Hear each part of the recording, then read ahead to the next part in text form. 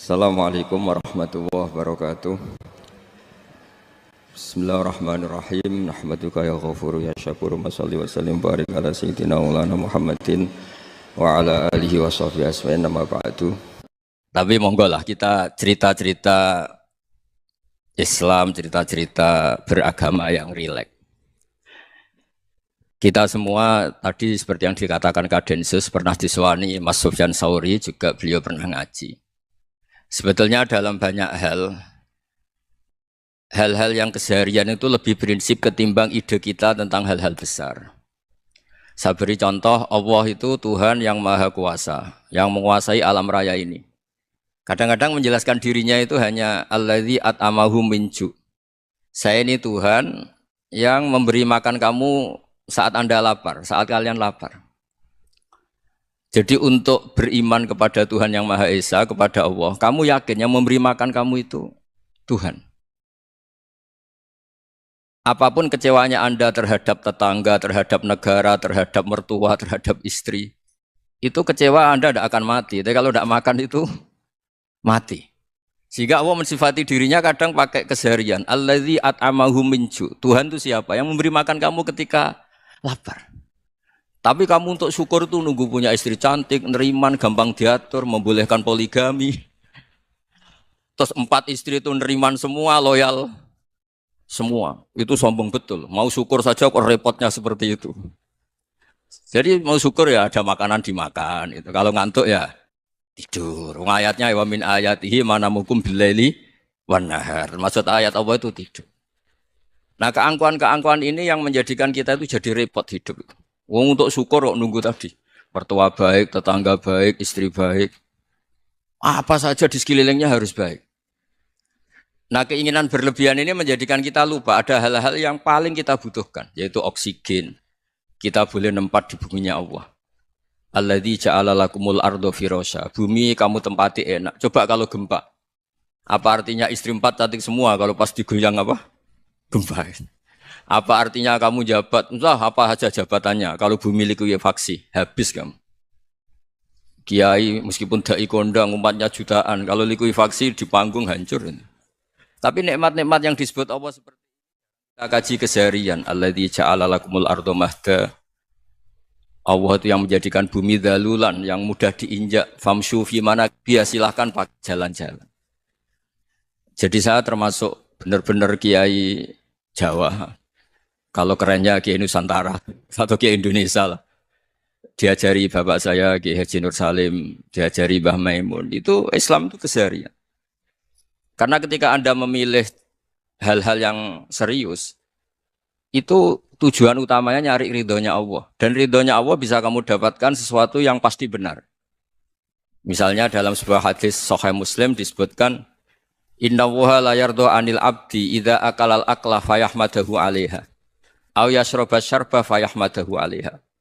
Itu redaksinya inna itu sesungguhnya. Layardo juga pakai lam taukid, juga maknanya sesungguhnya. Sungguh-sungguh Allah sangat ridho ketika seorang hamba itu makan. Makan ketika sesuap nasi dia muji Allah, ketika minum seteguk nasi dia muji Allah. Itu kalau orang diridhoni Allah itu wali betul. Itu untuk jadi wali itu gampang, kamu makan ridho. Kamu nginjak buminya Allah ridho seneng. Kamu hidup keseharian aman seneng. Nah ini supaya sampean kita semua lah. Kita semua ngaji betapa panduan Rasulullah untuk menggapai ridho Allah itu banyak yang keseharian sekali. Saking kesehariannya banyak dalam hadis dan itu sahih. Nabi menyebut hal-hal yang keseharian. Hatta ma tas'alu fi imra'atika. Kamu punya uang kemudian istri kamu bisa makan itu ibadah. Bahkan sebagian ibadah itu dicontohkan Nabi yang akhirnya diprotes sahabat.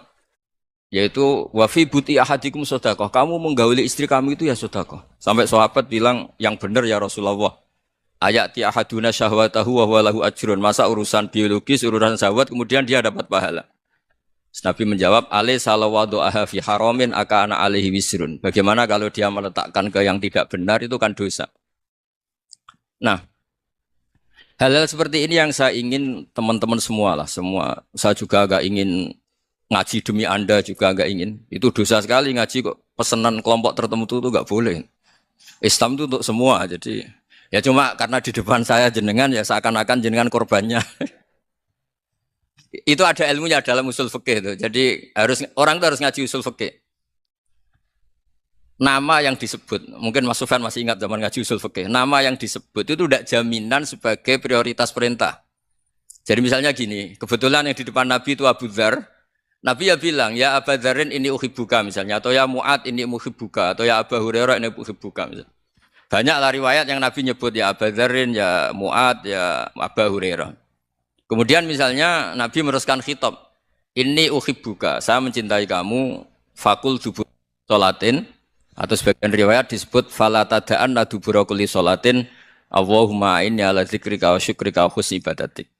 Saya mencintai kamu, siapa saja. Mu'ad bisa, Abu Dzar bisa siapa. Saya mencintai kamu, mohon kalau habis sholat kamu jangan lupa wiridan Allahumma a'inni ala dzikrika wa syukrika wa husni ibadatik. Ya Allah, tolong kami permudah supaya mudah ingat engkau. Anda tidak bisa mentang-mentang, wong nama saya Parmin, nama saya Purnomo, itu yang diperintahkan Mu'ad misalnya. Jadi yang disebut satu, tapi khitab itu untuk siapa saja. Saya teruskan ya. Jadi saya mohon semua kita melakukan kebaikan itu kalau dalam kaidah fikih disebut al yakin la yuzalu bisyak. Banyak kebaikan yang kebenarannya itu 100%. Tidak punya efek samping ke pihak lain, ke kelompok lain, ke komunitas lain. Itu tadi misalnya Anda makan dan itu murah sekali, hanya butuh satu piring. Setiap kunyahan kamu muji Allah, setiap minum kamu muji Allah. Itu redaksinya Rasulullah SAW disebut Allah sangat ridho ketika seorang hamba makan, kemudian dia memuji Allah. Atau minum, kemudian dia muji Allah. Logikanya gampang, negara seperti ini yang kamu harapkan bentuknya kayak apa, mertua, ipar, komunitas, tetangga. Itu nyata terjadi itu kan belum pasti. Sementara yang mesti terjadi adalah kamu butuh makan, kalau tidak mati. Butuh minum, kalau tidak mati. Butuh bumi yang nyaman ditempati, kalau tidak kita juga mati. Sebab itu Allah kalau menyebut nikmatnya itu hal-hal yang keseharian. Alladzi at'amahum min ju'. Allah itu siapa? Allah itu yang menciptakan kamu bisa makan. Tidak berlebihan, Allah itu yang menciptakan kondisi sosial itu ideal. Zaman Nabi itu ya ada orang munafik. Orang-orang pilihan Allah itu juga diuji orang sekelilingnya yang macam-macam. Semua diuji sesuai konteks zaman dan waktu. Nah, tapi ada ibadah-ibadah yang selalu disarankan Nabi. Sampai Nabi itu pernah ditanya, Ayul Islam ya khairun ya Rasulullah, Islam terbaik itu gimana? Jawaban Nabi itu unik. It'amu to'am. Islam terbaik itu ya makan-makan, santai-santai. Ketika Allah menyebut beberapa kebaikan, falak tahamal aqobah wa ma adrokan apa? Mal aqobah. Terusannya apa? Fakku rokobah. Terusannya apa? Au it'amun fi yaumin di masubah. Ya atau acara makan-makan itu juga Islam. Kenapa? Ya bayangkan kalau tidak ada makanan, kita mati kan? Kondisi sosial tidak ideal itu Anda masih gak apa-apa. Tapi kalau Anda tidak makan, Anda tidak minum, kamu punya istri cerewet masih bisa hidup, punya mertua cerewet masih bisa hidup. Tapi kalau tidak makan bisa mati. Berarti penting mana istri sama makan? Penting mana? Makan. Semoga istri Anda dengar, nanti kamu disuruh makan tapi pulang deh. Itu kalau dibahasakan makan masih memahami. Penting mana nasi satu piring dengan istri. Enggak ada nasi mati, enggak ada istri belum mati. Penting mana? Enggak berani jawab kan? Nah, ternyata Anda ada garang kan di depan istri. Jadi saya mohonlah, mungkin Mas Sufyan Sauri tadi yang bisa bantulah. Teman-teman tuh ngaji yang keseharian saja. Karena kita nyari ridho Allah itu berdasar firman Allah. Dan firman Allah itu menyebut keseharian tuh riang, gampang.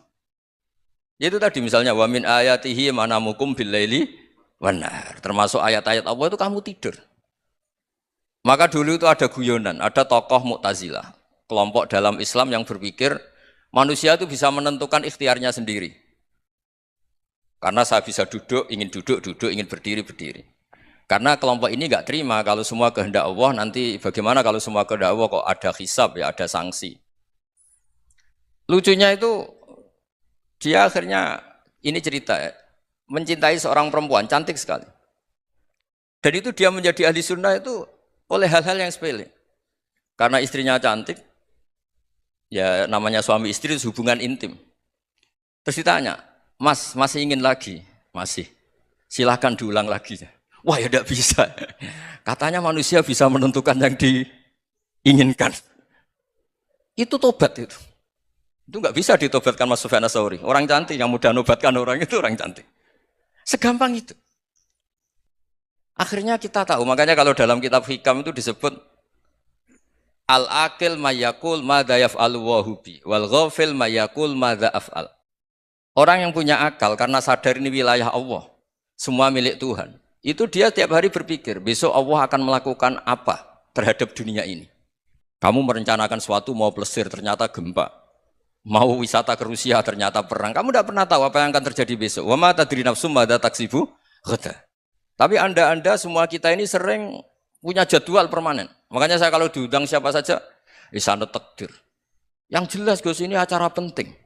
Ya masih acara penting nak pangeran ngersakno apa piye? Kok ape dadi pangeran? Kamu kok mau jadi Tuhan? Itu kadang ya kiai gitu. Penting Gus acara ini jenengan harus memastikan bisa. Loh kamu itu yang ngajarin tauhid, sesuatu itu biadillah kok bilang-bilang apa pas? Pasti. Kalau maksa terus tak tobatkan dong kamu kata saya itu. Ya kalau gitu Gus bilang insya Allah. Wah itu hati saya, fisik saya, roh saya sudah bilang insya Allah. Tidak usah kamu latih kata saya. Nah hal-hal tauhid keseharian itu gampang sebetulnya.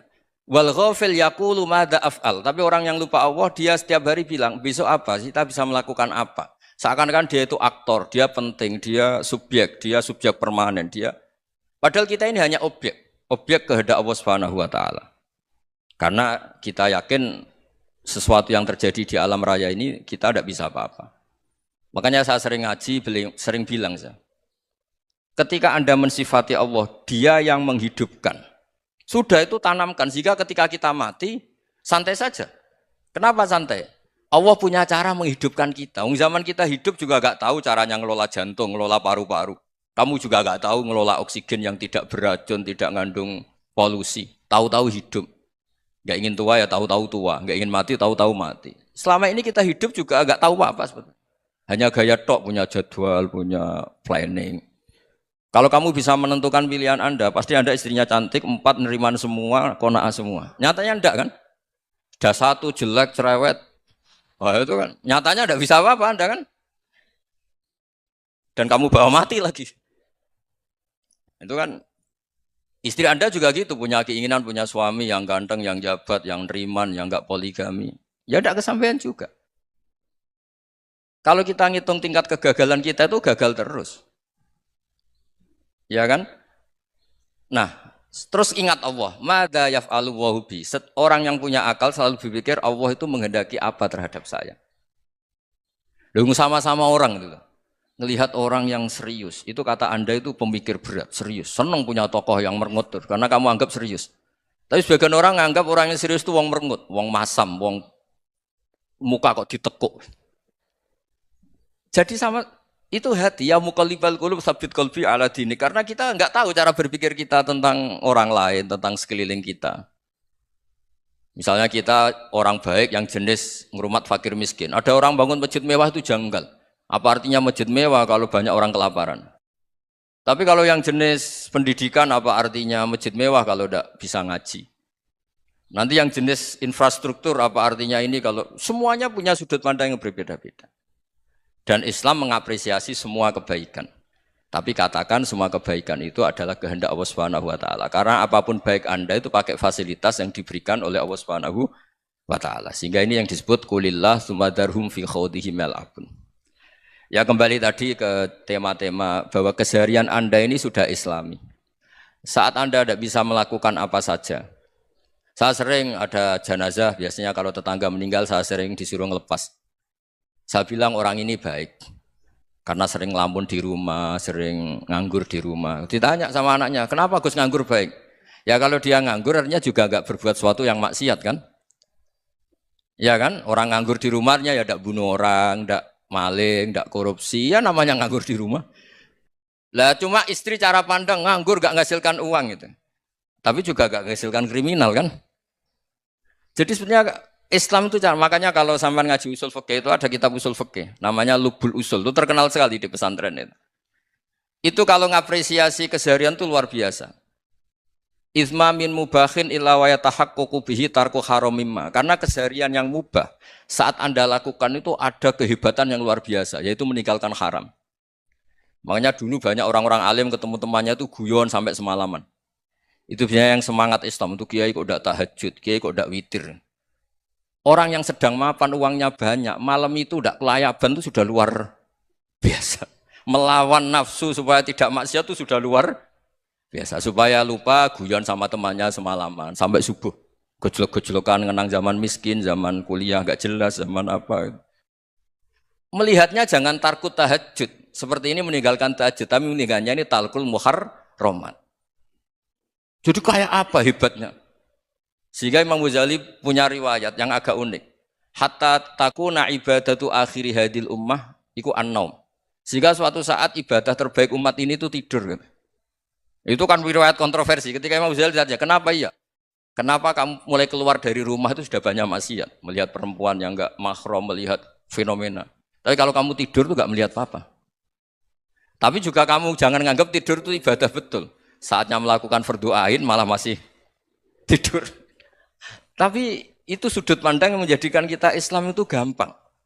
Jadi saat Anda tidak bisa aktivitas apa-apa, misalnya ada beberapa orang yang lumpuh. Lumpuh itu memang nggak bisa Jumatan, nggak bisa ibadah, tapi dia juga nggak bisa maksiat. Tidur itu memang Anda saat itu tidak bisa tahajud, tidak bisa witir, tapi saat itu ada zina, ada maling, tidak gosipkan orang, tidak bully orang, tidak menanamkan kebencian, tidak hasud. Sehingga tidur menurut Allah Ta'ala wa min ayatihi manamukum billaili apa? Wan-nahar. Karena di tidur itu selain ada unsur istirahat, jaga kestamina, juga ada unsur meninggalkan beberapa keburukan. Nah saya mohon ibadah yang keseharian ini kita jaga. Supaya kita semua baca ayat itu fasih. Fasih itu tertanam di hati. Allah itu siapa? Alladzi at'amahum min ju'i wa amanahum min khauf. Dan Allah kalau cerita di Quran itu anna sababnal ma'a sabba tsumma syaqqaqnal ardha wa syaqqa fa ambatna fiha habba wa inaba wa qadba wa zaituna wa nakhla wa hada'iqa hulba. Kamu tahu saya ini siapa kata Allah? Saya ini adalah Tuhan yang menurunkan air, kemudian ada tanaman banyak. Habba wa inaba wa qadba, ada zaitun, ada tin, kalau orang Jawa mungkin ada tela, ada padi, ada mangga, ada pisang. Sudah. Wa inaba wa zaituna wa nakhla wa hada'iqa hulba, ada perkebunan yang lebat. Tujuannya apa? Mata Allahkum, silahkan kamu pakai, kamu nikmati. Tapi karena kadang kita ini punya ide-ide besar.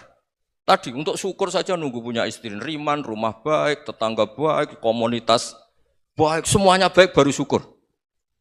Lama-lama nanti ada di surga, syukurnya nunggu surga paling kelas A. Itu sudah ada yang menghuni Rasulullah, kamu nggak boleh di situ. Masa untuk syukur saja? Repotnya Masya Allah. Jadi mohonlah Quran yang kalau Anda hafalkan juz sama itu kan ada ayat-ayat yang kayak tadi. Ya, fal yang dzuril insanu ila ta'ami. Coba lihat apa yang kamu makan ya, dari mana? Dan untuk mempertahankan hidup kamu keseharian. Jadi jangan kira ibadah itu harus membentuk komunitas yang versi Anda. Ibadah itu harus yang hal yang mulu-mulu. Kesehariannya Anda alami. Loh ini saya tidak bikin-bikin. Saya ngaji bukan karena berdasar pesanan. Itu ayat yang saya baca kan betul ada ayatnya kan. Fal yang dzuril insanu ila ta'ami. Anna sababnal ma'a sabba. Thumma syaqqaqnal arda syaqqa. Fa ambasna fiha habba wa inaba wa qadba wa zaituna wa nakhla wa hada'iqa khulba. Terusannya apa? Mata'al lakum, silakan kamu nikmati. Mata itu silakan kamu nikmati. Ya kayak sampean dikasih hidangan ya makan. Ya sudah makan. Habis makan ya minum. Habis itu ngantuk ya tidur. Ya sudah normal-normal saja. Kayak apa indahnya Islam. Tapi Anda mencari Islam yang gimana lagi? Nah itu yang diajarkan guru-guru kita, diajarkan sanad kita sampai Wali Songo, sampai Rasulullah SAW. Bahwa pada akhirnya ada jihad, ada perang. Itu dulu memang perang, bukan membunuh. Beda. Dulu kita dijajah Belanda ya perang, dan itu normal karena kita dijajah. Jadi ketika orang lain ingin baik sama kita, wa in ahadum minal musyrikin astajaroka ya fa'jirhu hatta yasma'a kalam Allah. Kalau mereka ingin baik ya kita baik. Makanya ada istilah mustakman, mu'ahad. Kalau mereka ingin damai, berdampingan dengan kemajmukan ya itu yang lebih baik. Karena memang Islam menghormati proses perdamaian. Wa in janahu napa lisalmi ya fajnah lah. Kalau ingin damai ya kita harus damai. Jadi andai kan dulu Belanda datang ke Indonesia kok minta besanan gitu. Ya mungkin kita juga seneng karena memperbaiki hidung kan kalau minta besanan gitu. Nah tapi wong jajah dulu itu kan masalah kan? Apa? Masalah kan? Jadi saya mohon ya, jadi apa? Saya tadi minta sama Bapak Kadensus kemarin juga pernah main ke saya. Jangan sering ketemu saya ini sudah uzlah, saya ini sudah mau daftar jadi resi. Saya itu kemarin di muktamar juga agak datang, acara di Jogja juga sudah. Karena memang keluarga saya dulu itu bahasa ya, bapaknya bapak saya itu gak keluar rumah itu puluhan tahun. Memang punya adat uzlah. Ya makanya ngaji saya ngaji aja yang gampang-gampang aja, yang nggak orderan, nggak pesenan ngaji aja dulu yang gampang. Saya ikhlas, yakin betul saya ikhlas. Ikhlas itu menurut saya itu roh. Orang nggak ikhlas itu menurut saya itu orang aneh. Ikhlas itu gampang, sudah saya bilang. Kalau kamu yakin ilmu itu milik Allah, ngasihkan juga ikhlas itu milik Allah. Apa sih yang kamu punyai sehingga kamu udah ikhlas? Uang milik Allah, energi kita milik Allah, bumi milik Allah. Kemudian kamu merasa memiliki. Merasa memiliki itu kalau dalam ilmu tasawuf sudah kesalahan kan. Bagaimana Anda punya? Coba tahu-tahu tanah itu kok milik Anda. Karena saya beli, saya beli dari orang, dari Zaid. Padahal yang asli punya itu Allah. Apa benar kamu pernah beli sama Allah? Zaid ini pemilik nisbi, pemilik yang enggak sebenarnya kan. Ya enggak? Yang benar-benar pemilik itu Allah.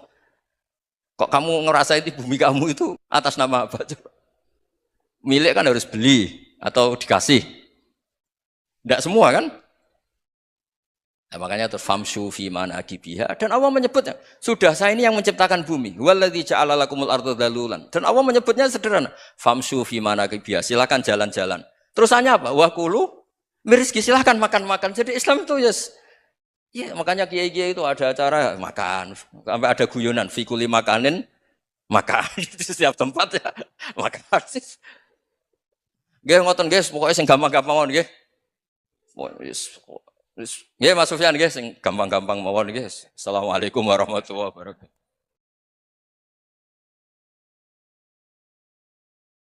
Perasaan saya juga seluruh ulama di dunia. Saya ulang lagi, perasaan saya juga seluruh ulama di dunia. Bahwa Islam masuk itu macam-macam sebabnya. Dulu kita tahu, kita sebagai warga Indonesia, Islam masuk itu ya dibawa orang yang agak kedonyan, ya kayak jenengan lah kira-kira gitu. Ya kayak mbak-mbak ini, ya agak-agak mata duitan itu. Karena kita tahu rata-rata ahli sejarah mengatakan Islam di Indonesia dibawa kiai apa pedagang. Pedagang tuh nyari uang, apa nyari dakwah kira-kira. Ya semoga Anda mirip-mirip seperti itu. Ya jadi nyari uang karena ada nurani Islam sehingga tetap saja membawa Islam. Saya tidak tahu Islam Anda ala apa, tidak tahu. Pokoknya mau ngaji ya berarti Islam ala ahli sunnah apa? Wal jamaah. Jadi ini penting saya utarakan bahwa Islam itu agama yang mudah difahami sehingga dibawa pedagang saja ya kasil gitu. Dibawa orang yang kedonyan gak jenengan juga kasil gitu. Dibawa orang baik ya kasil, dibawa orang broken juga kasil. Ini penting saya utarakan karena saya ngaji di mana-mana bilang ciri utama kebenaran absolut adalah kebenaran yang bahkan orang nggak benar saja bisa bawa. Tapi bukan berarti saya dukung Anda tidak benar, kan sudah tidak benar dulu sebelum kenal saya. Tapi nggak apa-apa, nggak benarnya umat Islam insya Allah dimaafkan sama Allah Subhanahu. Ya asal tobat maksudnya. Nggak, ini saya beri satu konstruksi pikiran yang saya sering utarakan di ngaji saya. Sampai sekarang saya coba saat tes ini kan di kampus ya, di apa bacanya ini Kim University yang global leader apa in the world itu. Ini keren lah. Jadi acara ilmiah kita ditakdir di gedung apa? Kampus, gedung universitas di begini. Kalau 1 ditambah 1 2 itu namanya hakikat. Ciri utama hakikat adalah siapapun akan menerima. Saya sekarang tanya sama Anda, kira-kira 1 tambah 1 2 itu musuh Anda pun mengatakan 2 apa tidak? Ya. Pekerja Korea ya bilang 2, Rektor Al-Azhar juga bilang 2. Kamu yang sekarang sedang mungkin sebagian broken sama istri juga bilang 2. Istri kamu yang mangkal sama kamu juga bilang dua. Yang cemburu ya bilang dua, yang dicemburuin juga bilang dua. Karena begitu mudah kebenaran absolut diterima oleh siapa saja. Begitu juga eksistensi Allah sebagai Tuhan. Itu mudah diterima oleh siapa saja. Sehingga pembawanya tidak perlu seorang kiai atau gus atau mubalek atau ketua muin, tidak. Cukup karyawan pekerja Korea. Karena kebenaran absolut itu kebenaran yang mutlak. Siapa saja yang waras pasti ngakui. Kira-kira orang yang berpikir sehat pasti berpikir begini, ini yang diajarkan Quran. Bumi ini kadung wujud. Sudah wujud kadung wujud, punya eksistensi. Mungkin enggak sesuatu yang wujud kemudian disebabkan oleh sesuatu yang nihilisme, yang tidak ada. Mungkin enggak? Enggak mungkin. Yang namanya penyebab itu harus sesuatu yang wujud. Di mana-mana penyebab itu harus punya eksistensi. Karena langit dan bumi ini kadung wujud, pasti penyebabnya adalah wujud. Karena wujud penyebab harus bersifat super. Lah bersifat super ini oleh ulama dikatakan wajibil wujud. Itu akal siapa saja akan nerima. Cuma kemudian setelah nerima itu orang macam-macam cara berpikir. Mungkin orang Jawa dulu bilang itu Sahyang Widi. Kalau orang sini mungkin bilang apa itu? Dewa atau apa ya? Enggak tahu saya itu. Karena itu yang teman sampean, enggak teman saya itu. Tapi yang jelas begini, ini konstruksi ini harus kita jaga. Nanti saya bacakan teks hadisnya. Kebenaran sejati ciri utamanya adalah ada absolutisme, ada kebenaran mutlak. Ciri utama kebenaran mutlak adalah diakui bahkan oleh siapa saja, termasuk oleh orang fasik. Orang fasik itu orang nggak benar. Misalnya ada imam masjid besar Istiqlal, ditanya 1 + 1 bilang apa? 2. Nanti kira-kira yang lonte juga bilang apa? 2. KPK juga bilang koruptornya yang ditangkap 2. Nah, eksistensi Allah sebagai Tuhan ini kebenaran yang absolut. Maka agama ini juga boleh diterima oleh siapa saja, termasuk oleh orang fasik, orang nggak jelas. Ini penting saya utarakan karena sekarang marak kelompok yang mengatakan orang Islam kalau zina menjadi tidak muslim, orang Islam kalau korupsi menjadi tidak muslim. Salah sedikit tahlilan jadi kafir, percaya wasilah jadi itu tidak benar seperti itu. Karena kebenaran eksistensi itu kebenaran yang nggak bisa diganggu gugat. Seperti Anda ini kan warga Indonesia. KPK ya warga Indonesia, koruptornya juga warga. Apa setelah dia korupsi lalu tidak warga Indonesia? Tetap warga. Orang yang meyakini kalimat tauhid setelah dia salah, apa terus tidak tauhid? Kan tetap ya? Maka dia tetap Islam. Ini penting saya utarakan. Kalau seorang warga Indonesia yang koruptor, yang macam-macam saja tetap warga Indonesia, padahal banyak kesalahan. Karena status warga Indonesia adalah status yang permanen. Begitu juga status Muslim adalah permanen bagi siapa saja yang melafadzkan La ilaha illallah Muhammadur Rasulullah. Kita tidak bisa mengkafir-kafir mereka. Itu juga yang sering dipesankan dan jadi ciri khas ulama ahli sunnah wal jamaah, tidak mengkafirkan orang Islam meskipun melakukan dosa besar. Soal dia salah nanti masuk neraka ya silakan saja, saya ada ikut, paham ya? Sampai bisa mencoba. Tapi tetap saja dia muslim. Analoginya tadi. Analoginya gampang sekali tadi. Orang Indonesia yang salah itu tidak akan merubah statusnya sebagai warga Indonesia. Karena ya memang dia berstatus warga Indonesia. Orang Islam yang sudah melafadzkan syahadat maka menjadi muslim. Saya di mana-mana berkampanye, berfatwa. Orang kafir yang 70 tahun kafir, sekali melafadzkan kalimat tauhid, itu menjadi muslim apa tetap kafir? Muslim. Masa kita yang Islam terus, yang kalimat tahlil la ilaha illallah, kemudian menjadi kafir karena kalimat itu? Itu faham aneh apa aneh? Wong yang kafir saja menjadi muslim karena kalimat tauhid, yang Islam menjadi kafir juga karena kalimat. Ini ngajak apa-apaan? Ya ngajak goblok-goblokan, kira-kira kan gitu. Ini penting saya utarakan karena ini penting. Nah, setelah kamu yakin tauhid, ciri utama tauhid itu apa? Menstatuskan sesuatu sebagaimana hakikatnya. Misalnya bumi Korea, ini statusnya tetap buminya apa? Maka dari awal saya husnudzon sekali sama Allah Subhanahu wa taala bahwa suatu saat di bumi mana saja itu ada tahlil. Enggak ngira kan ada ateis di sini, bumi ateis kemudian ada tahlil, ada sakduna, ada macam-macam. Karena kita ketika sholat, makanya saya tadi janji akan memaknai kalimat-kalimat yang sering Anda baca ketika sholat. Di sholat saat ada itidal ngendikan apa? Rabbana lakal hamdu, ayo dibaca, mil'us samawati wa mil'ul ardi wa mil'u ma syi'ta min syai'im ba'du. Sama nani secara tradisi pesantren, Rabbana do pangeran kita, laka iku kaduwe panjenengan alhamdulillah segala puji. Engkau punya segala puji. Mil'us samawati, yang pujian itu memenuhi langit. Tentu langit itu penuh dengan pujian. Semua malaikat bertasbih, bertahmid. Karena malaikat tidak ada yang kerja di pabrik, itu tasbih terus gitu. Nggak ada yang nyari uang, nggak ada yang cari won ya. Apa won ya kalau bahasa? Kalau di sini nggak kiainya aja nyari uang. Terusannya apa? Wamilul ardi, dan pujian itu memenuhi bumi. Korea termasuk bumi Allah apa enggak? Jadi saya sudah menduga suatu saat Korea itu ya penuh dengan pujian. Dan ini betul. Siapa yang ngira kalau di bumi Korea ada yang hafal lagu Sakduna itu? Itu lagu kesayangan guru kita semua, Kiai Haji Maimun Zubair. Gak ada yang ngira. Siapa yang ngira kalau di sini ada ngaji seperti ini? Di Rusia juga sama. Uni Soviet itu negara ateis.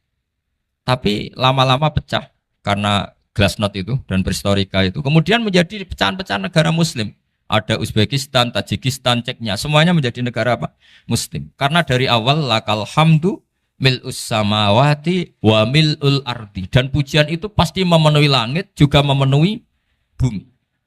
Kalau Anda baca itu di Indonesia, mungkin wajar. Di Indonesia banyak acara-acara seperti ini. Tapi kalau di Korea, ternyata benar. Dan Anda ini kalian semua termasuk pembuktian benarnya wa mil'ul ardi. Keren kan teman? Oh keren sekali, bukan sekedar keren sekali. Makanya saya jarang diundang pengajian mau, tapi diundang di Korea mau. Tapi saya ada niat datang undangan, memang saya ingin datang.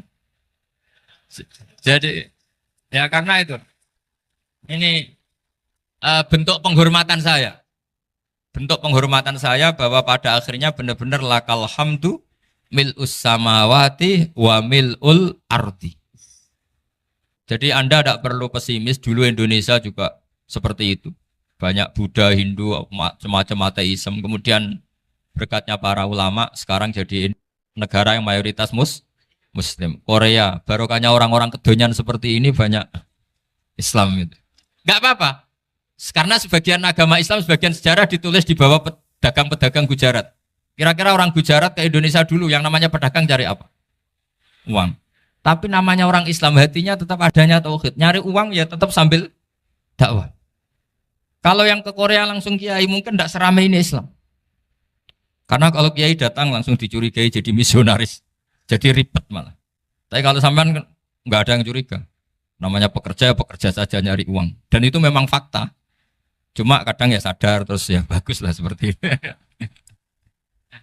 Nggak apa-apa. Maksud saya ini saya memberi support, memberi tasjek bahwa Allah itu luar biasa. Jadi kalau ingin menyebarkan agamanya macam-macam.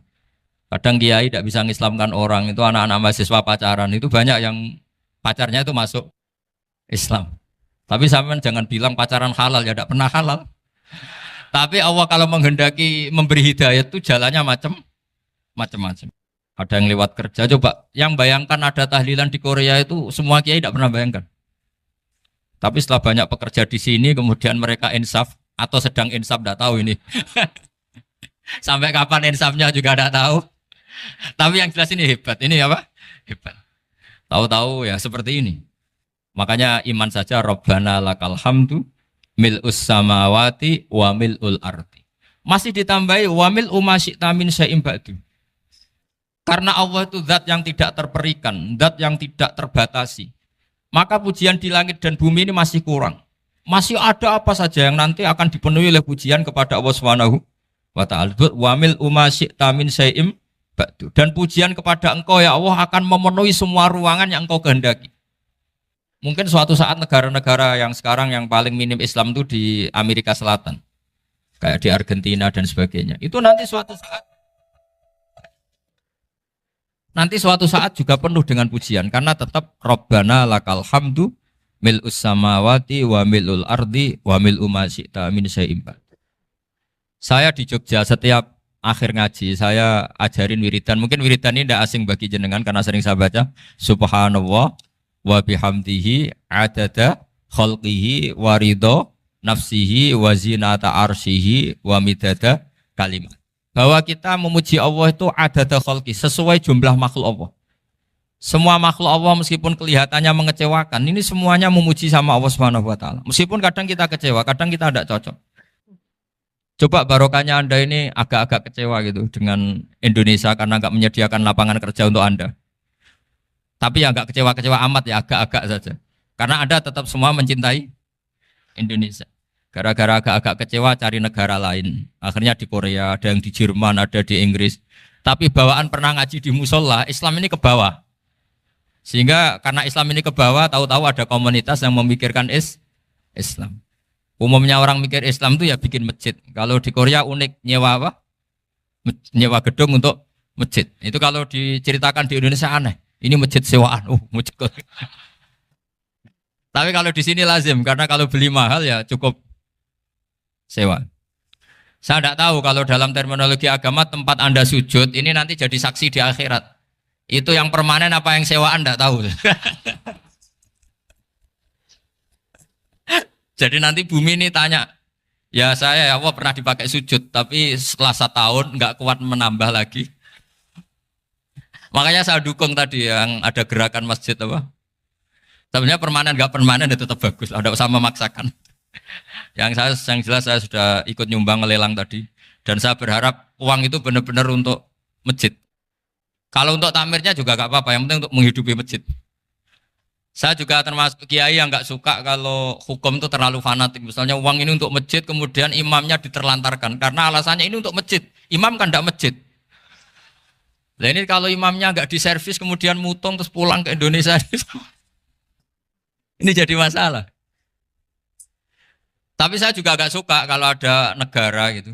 Betul-betul saya tidak suka. Yang imamnya itu terlalu diservis. Ini buruk sekali kan. Pernah ada anekdot, ini anekdot tapi nyata. Ada negara yang sangat sehat, Islamnya sangat sehat. Itu imamnya 1 bulan tuh digaji 70 juta. Kira-kira 70 juta dibagi 1 hari berapa? 5 sholat ya? 5 kali 30 berapa? Kira-kira saja. 150. Berarti per sholat dapat berapa ya? Kira-kira. Kan biasa potong gaji kalau... berapa kira-kira? Singkat cerita, si kiai dari luar negeri tadi cerita apa Indonesia? Kiainya miskin-miskin, datang ke masjid kan kadang pakai ontel, adzan sendiri, qomat sendiri, sholat sendiri kadang. Itu nasib orang-orang Sragen dan Salatiga sebagian. Itu yang lapor karena mereka itu. Kalau Rembang insya Allah enggak. Tapi ada semuanya Salatiga, sebagian begitu. Itu yang cerita kiainya, bukan ini bukan hoax, memang kiainya cerita. Nasib kiai di Salatiga Gus katanya. Itu digojlok, tapi tetap sholat. Sehingga cerita orang tadi cerita, imamnya di sana naiknya Mercy, muadzinnya pakai BMW. Itu tetangga sebelah Indonesia banyak yang fasilitas imam seperti itu. Karena gajinya sampai 70 juta. Setelah dia cerita bangga karena negaranya mengapresiasi imam sholat, sama kayak Indonesia dia omongin gini, makanya kamu sholat terus, takut potong gaji ya. Gitu. Itu kagetnya bukan main dia. Dikira itu satu sifat kelebihan negaranya, ternyata buruk sekali karena imam sholat karena takut potongan gaji. Akhirnya ke Indonesia bangga, alhamdulillah kita sholat tanpa gaji. Dan tetap sholat. Keren mana yang digaji sama Anda? Ini yang di atas ini banyak calon imam. Tidak keren mana imam yang digaji sama Anda? Keren yang enggak. Tapi kalau pertanyaannya dibalik, keren mana jamaah yang peduli imamnya sama yang enggak peduli? Jadi jawabannya harus tetap seperti itu. Imamnya keren yang ikhlas. Tapi jamaahnya keren yang peduli imamnya. Jelas ini ya fatwa saya ya. Gimana? Imamnya baik yang ikhlas. Tapi jamaahnya baik yang peduli nasibnya. Tapi sekali imam dari awal enggak ikhlas itu harus di PHK. Itu bahaya bagi agama kalau awalnya sudah ada ikhlas. Karena nanti setelah habis subuh terus dihitung. Wong setahu saya sholat terus kok kenapa gajinya tinggal segini? Ya, setahu saya sholat terus kok gajinya tinggal segini. Terus nanti takmirnya bilang, kemarin duhur Pak Yai tidak ngimamin. Kemarin asar tidak ngimamin. Terus dihitung.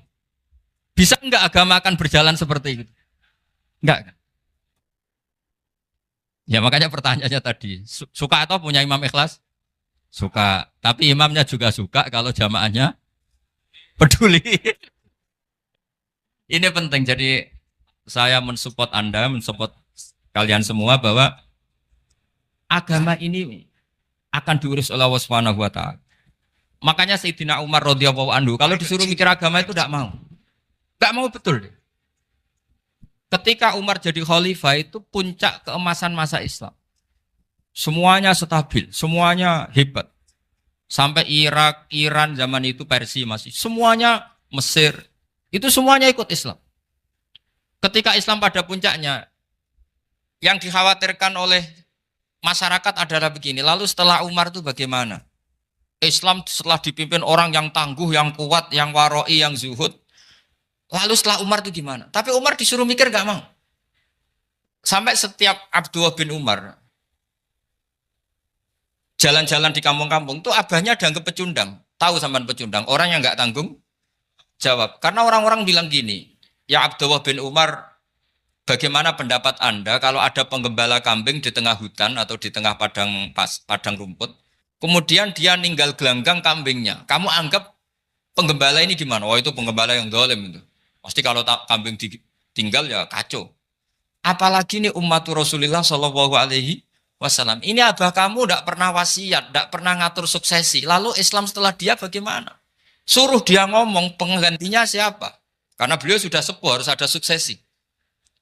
Akhirnya Abdullah bin Umar lapor ke Umar. Ini gimana bah orang mengkomplain begini, begini, begini. Apa kata Umar? Agama itu beda dengan kambing katanya. Agama itu milik Allah Subhanahu. Mbok saya pikir, tidak saya pikir tetap jalan.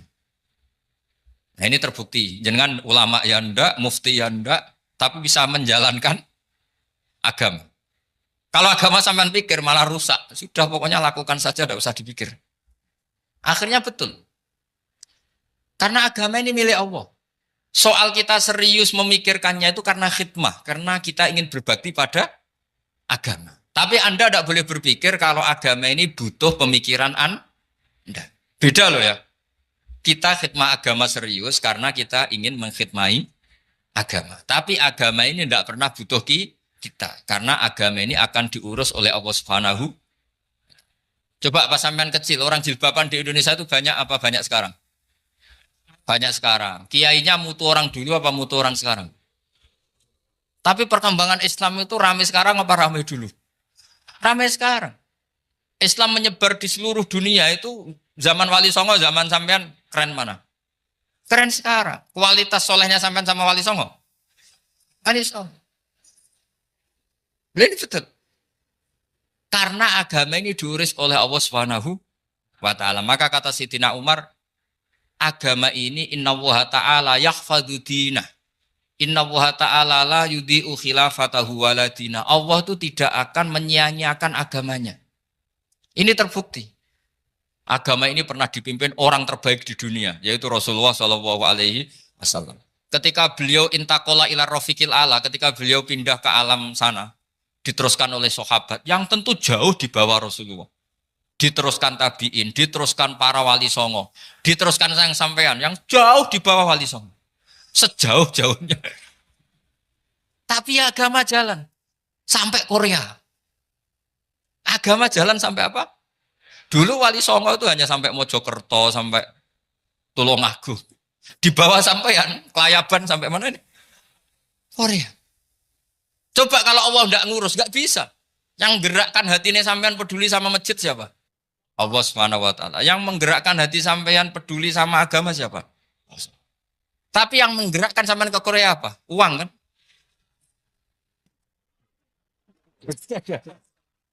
Enggak, enggak apa-apa, jujur saja, jujur ya, santai aja. Ini bagian dari keramatnya jenengan. Niatnya agak bener tapi dibenerin Allah di sini.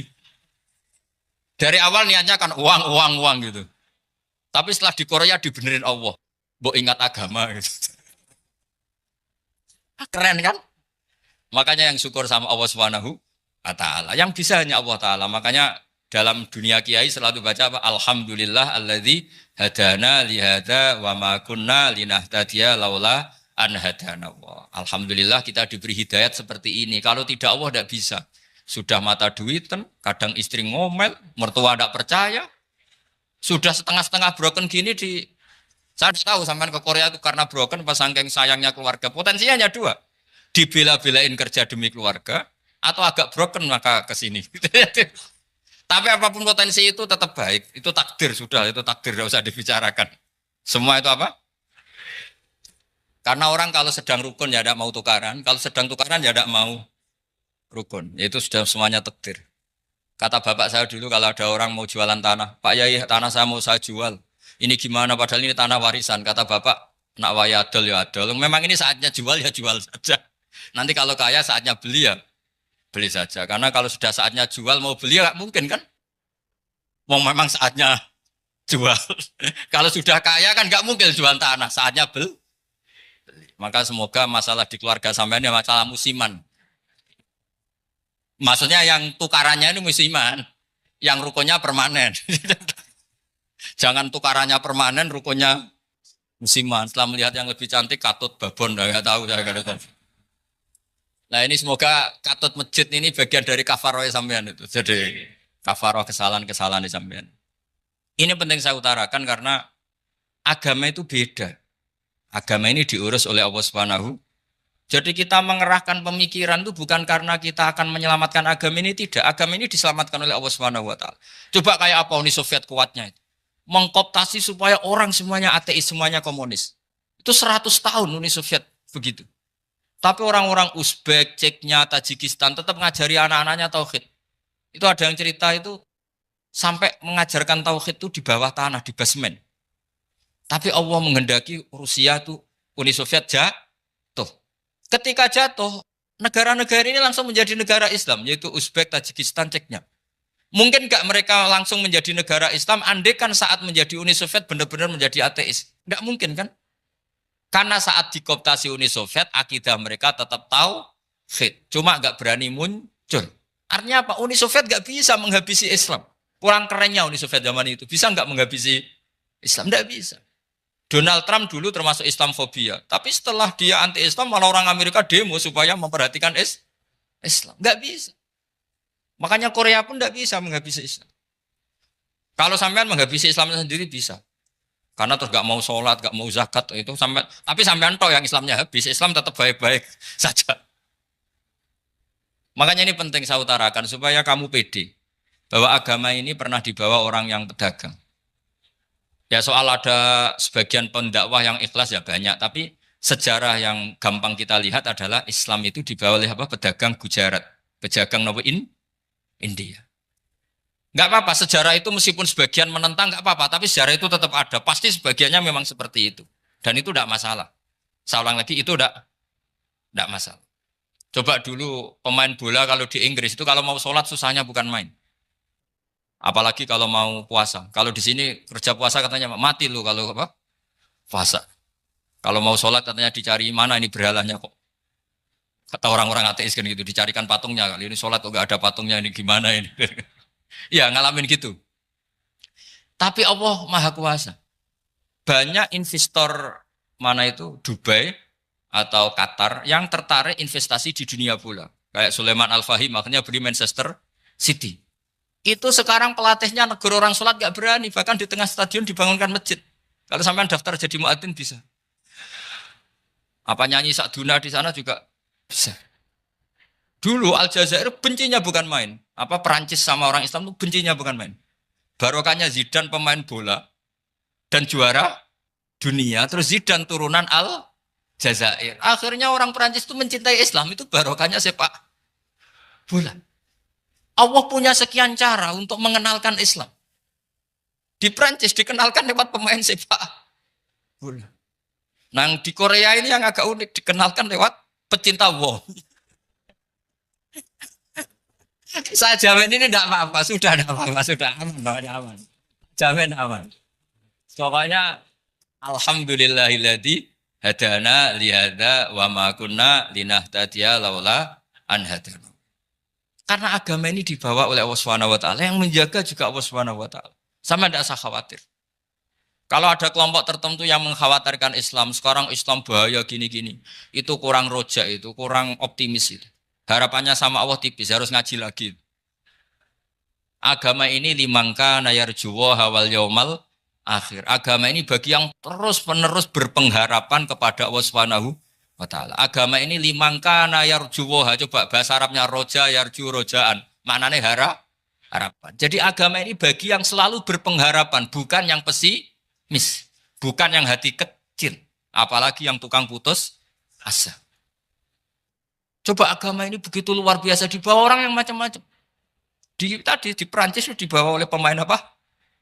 Bola. Ada masjid di Inggris itu ya dibawa mahasiswa-mahasiswa itu yang dulu sebagian yang nggak pernah ngaji, setelah di Inggris bikin komunitas pengajian. Di Korea dibawa di pecinta apa?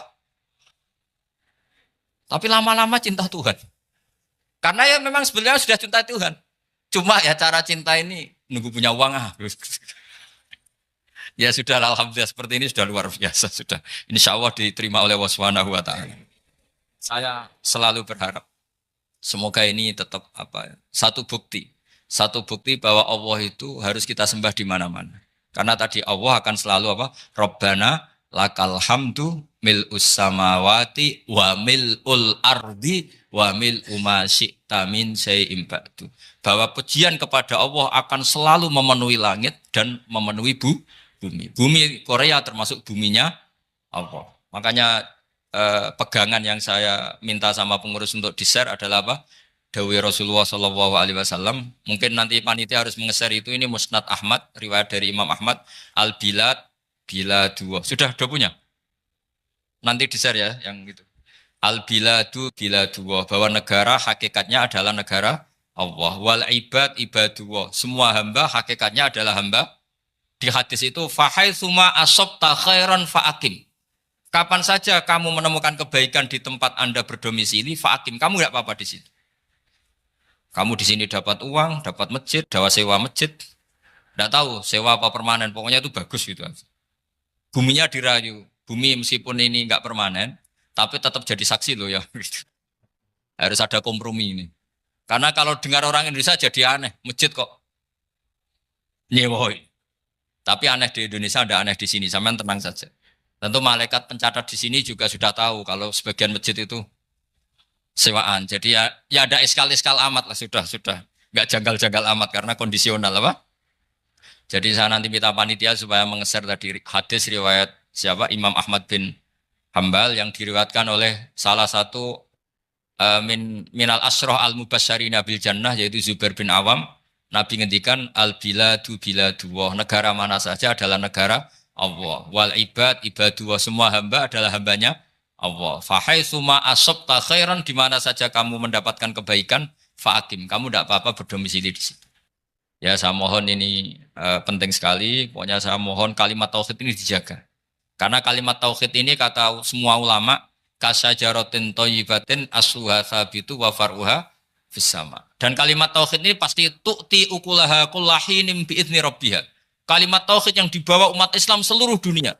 Meskipun dia orang fasik, orang enggak benar, tetap tu'ti ukulaha kullahinim bi'izni rabbiha. Kalimat ini akan membawa berkah bagi orang yang dihinggapi atau didomisili umat Islam. Coba sebagian nanti orang Korea menjadi muslim itu karena di sini ada komunitas pekerja muslim kemudian menyisakan asarul Islam. Jejak-jejak Islam. Enggak apa-apa. Pasti kalimat ini tu'ti ukulaha kullahinim bi'izni rabbiha. Jadi kalimat tauhid adalah kalimat yang kata Allah tu'ti ukulaha kullahinim bi'izni rabbiha. Anda tidak usah khawatir. Bahwa apa yang Anda lakukan apapun kecilnya akan ditulis oleh Allah Subhanahu wa taala. Kata Allah wa naktubu ma qaddamu wa atharahum. Gimana di surat Yasin itu? Inna nahnu nuhyil mauta wa naktubu ma qaddamu wa atharahum.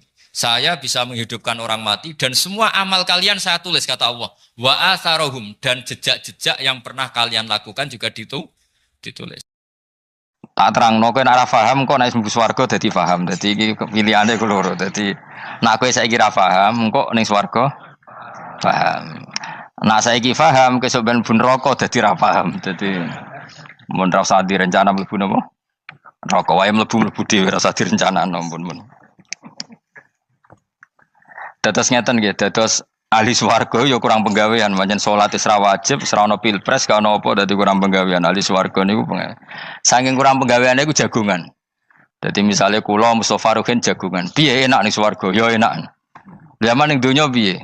Terus cerita, saya itu punya teman ateis. Saya punya teman komunis yang ketika pertemanan dengan kita sering menghina kita karena kita ini percaya adanya hari kebangkitan. Teman saya itu sering melecehkan idza mitna wa kunna turaba wa idzaman aina lamadinun. Masa kita sudah jadi debu, jadi tulang belulang, kemudian kita akan dibalas amal-amal kita. Jadi singkat cerita, ini nunjukno nak wong soleh oleh kancanan wong dolim. Ya ini catatan ya bahwa orang soleh itu zaman ning dunya oleh kancanan wong napa? Dolim. Buktinya yang soleh ini masuk surga. Kemudian kenangannya punya teman ateis. Zaman di dunia punya teman apa? Ateis. Entah temannya itu teman kerja atau teman kantor. Tentu tidak teman dalam akidah. Mungkin akidahnya tetap kita Islam, mereka ateis. Tapi teman, entah faktor kantor, entah faktor profesi, entah faktor kerabat. Tapi yang jelas si orang penduduk surga ini punya kenangan, kami dulu punya teman ateis. Ini kanali korin. Yang teman saya yang anti Tuhan itu mengatakan, melecehkan saya, aidza mitna wa kunna turaba wa idzaman aina lamadinun. Masa kita sudah jadi debu, jadi balung, tulang belulang, kemudian kita dihisab. Atau kita nanti ada hari balasan. Nah terus ketika jagungan ini, tadi saya bilang ahli swarga kurang penggawean. Lah piye delok piye? Jare kanca-kancane, moh aku ora melok di kanca. Jadi fayaquluna lah. Jadi ketika Ruhin muni ape delok jare Mustofa, jare Kifat, moh aku gak kancaku, delok dhewe jare. Lah si Ruhin kan wong kurang penggawean, mulai ning donya sampe ning swarga. Terus delok. Terus fattala'a fara'ahu fi sawail jahim. Bareng dekne delok roh kancane kejet-kejet ning neraka. Seneng dekne. Jadi wong nak hasud tu nanti ning swarga aja hasud. Seneng terus muni ngene, tawahi ing kita laturdin. Dulu kamu hampir saja menyesatkan saya. Artinya zaman dia ateis sempat ngerayu supaya Ruhin dadi napa? Ateis. Kowe Islam ya tetep kere, melok ateis ae. Wis kere, zina rawani, maling rawani gak enak. Soalnya sering dirayu-rayu gitu. Makanya bilang apa? Tawahi ing kita laturdin, kamu zaman di dunia hampir saja menyesatkan saya. Walau la ni'matu rabbi lakuntu minal muhdharin. Kalau saja saya tidak diberi nikmat Allah, aku kelakuanku ya koyo kowe, akhirnya masuk neraka koyo kowe. Nah, terus ada soalu taladzudin. Dia tanya tapi saking senenge. Afama nahnu banyitin. Coba lihat saya sekarang. Apa saya sekarang mati? Tidak kan, saya tidak mati kan. Cuma mati pertama saja, mati zaman di dunia. Sekarang saya hidup lagi. Artinya kamu yang dulu memungkiri ada kehidupan, dulu aku saiki tidak mati. Ternyata saya sekarang hidup dan dapat nikmat kowe ning neraka. Dadi ku nunjukno sunnahe manusa iku ora puas nak ora ngalahno musuhe. Nganti ning swarga iku ora lega nah. Dadi manusa iku hasudnya itu terlembagakan sampai akhirat. Jadi wong-wong sing tahu dimaki-maki kubu sebelah, iku nak kubu sebelah mlebu neraka, iku kowe ning swarga gak marem nak gak delok. Dadi hasud iku ya seru no. Dadi nak kula pun mboten, makome mboten nonton, kula mboten. Niku makome Ruhin barang dadi lari lho kan dinyak melarat, gendut, kriting mangkel. Kudu menangi sing ngenyak mlebu neraka. Aja sampe sing ngenyak kita mlebu swarga kene mlebu neraka. Wah. Gak puas ya, no? Makanya gambarannya Quran itu manusia tetap manusia. Ketika orang kafir dengan segala kenikmatannya, misalnya mungkin Amerika, mungkin negara-negara yang sekarang kumo luhur dengan teori kapitalisnya, mungkin ngenyak Ethiopia, ngenyak Syria, ngenyak. Tapi apapun salahnya Syria, Ethiopia tetap iman, tetap suasana masuk surga. Meskipun ngurmat negara tidak pedes. Tapi yang ngurmat negara benar, tapi ngurmat iman tidak benar, bisa saja nanti masuk neraka. Itu makanya kita problem di dunia kan gitu. Makanya saya mohon, nah, umat Islam itu tidak perlu menjawab kritikan itu. Dari awal kita nanti enaknya itu di surga. Kali di dunia kita pasti salah. Ngelola negara raiso. Banyak negara Islam sing carut, napa? Marut. Ngurus bojo raiso. Banyak santri sing pegatan. ngurus anak yo ora iso, anak yo buling kok bapak. Kita ini kan ngurus yayasan yo ora iso. Kan semua yang berbau Islam mesti carut marut. Karena ya apa ya, dari awal kita ini mah enggak serius ngurus dunia. Kok serius piye nyimpen dhuwit wedi dosa ana hisab. Ape riba rentenir wedi dosa. Wape ngatur dunia nemen-nemen wedi dosa. Allahu al-mudabbir sing ngatur kok melo ngatur barang. Wah, akhirnya karena wedi dosa terus goblok. Sebagian goblok klasik, sebagian keterusan. Nggak sing repot sing keterusan sampai asli lah iku terus kombinasi napa. Jadi wong Islam iku ora kober serius mengurus dunia. Kadang punya pemimpin fasik lah ben kono pek-pekan dunia. Jadi ribet wong Islam. Akhirnya kita ini dihina wa idza marru bihim yatakhamazun wa idza qalabu ila ahlihim qalabu fakihin wa idza ra'ahum qalu innaha ula inapa ladallun. Orang-orang kafir itu kalau melewati orang Islam pasti ngenyek. Urip nyatane ngono, ngelola negara enggak bisa, ngelola keluarga enggak bisa. Nah, nanti kalau kita di surga itu kata Allah fal yaumal ladzina amanu minal kufari yadhakun. Nanti di surga orang-orang iman gantian menertawakan orang-orang kafir. Jadi itu menunjukkan bahwa kita tidak pernah puas sebelum dendam menertawakan. Jadi wis ning swarga iku cita-citane mukmin tetep fal yaumal ladzina amanu minal kufari yadhakun. Jadi kowe sok ben ning swarga iku ya Allah kasih saya fasilitas bisa melihat penduduk neraka. Terus dene ning teras-teras swarga dipertontonkan orang kafir alal araiki yang durun. Hal suwibal kufaru makanu ya falun. Delok saiki kowe mbek aku mulya ndi. Jadi dendam itu penting. Tapi sebenarnya ini swarga ning donya wis kalah wis nurut ae no. Dadi menteri yo nurut wis pokoke nurut ae wis barang donya pek-pekan wis. Cuman arah bener ya dielingno iku ya bahaya ora bener. Tapi ora usah kerusuhan, biasa wae. Gremeng ae gremeng soalnya gak dadi udun no. Katanya memang gitu, orang emosi nak diempet tuh dadi udun, dadi wis sadok gremeng. Tapi yang jelas Allah punya sunnah bahwa manusia itu tidak bisa puas sebelum melihat musuhnya kalah. Sehingga ahlul jannah yang notabene sudah penuh kenikmatan itu tetap dia enggak lego. Enggak lego kalau enggak tahu nasib orang yang dulu menghina dia. Makanya ini peringatan bagi kita bahwa kita berteman orang tidak soleh di dunia itu boleh. Buktinya tadi ahli surga ketika jagungan cerita saya punya teman ateis yang selalu mencibir saya, katanya nanti nggak ada hari kebangkitan. Lalu teman ateis saya sekarang di mana? Sekajak kancana dulu ya teman-temannya bilang fayakuluna laga. Tapi si teman ini tetap ingin melihat. Setelah dilihat ternyata itu di neraka. Terus melakukan dialek tadi. Apa yang kamu katakan salah. Kamu mengatakan setelah mati akhir urusan salah. Ternyata saya sekarang tidak mati. Afama nahnu bimai yitin illa mutatanabuna. Jadi saya mohon sekali teman-teman yang hafal Quran itu harus hafal sampai seperti saya ini. Sehingga tahu duduk perkara ini Quran itu kayak apa. Moco Quran tok ibadah. Wis suwe nama moco Quran ibadah. Tapi tidak paham. Wong khawarit sing tukang mateni wong itu hafal Quran. Itu gara-gara ra paham itu akhirnya kewaco. Nah, kandhani ku angel. Sing kandhani kudu aku. Nah, sing kandhani Mustafa padu merapal kan. Sing kandhani kudu aku. Mbok yo wong ku mikir to. Apa gunane misalnya ki apal Pancasila. Tapi ra iso nglakoni napa?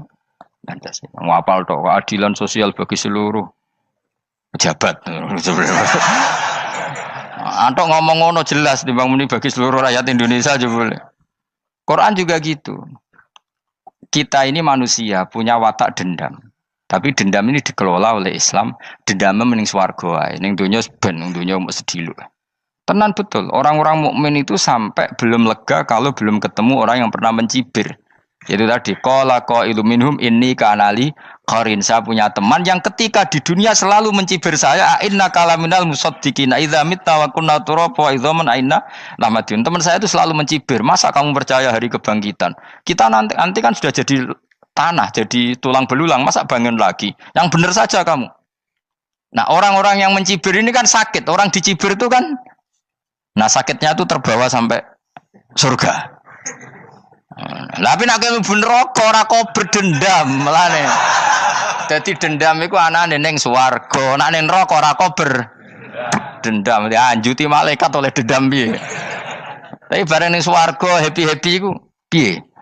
Kancamu dhisik sapa wae. Ora kanca partai maksudnya kanca gitu. Ya dadi sok nang ning swarga musa-musamu delok. Jebule swargane sak dhuwurmu. Lan jogeman musa ya aku demen isin kowe sok ben. De musuh jebule swargane. Ndi musuhku sing wane aku delok. Terus jare kancamu teko, aku ning dhuwurmu. Ya jarang. Repot ya.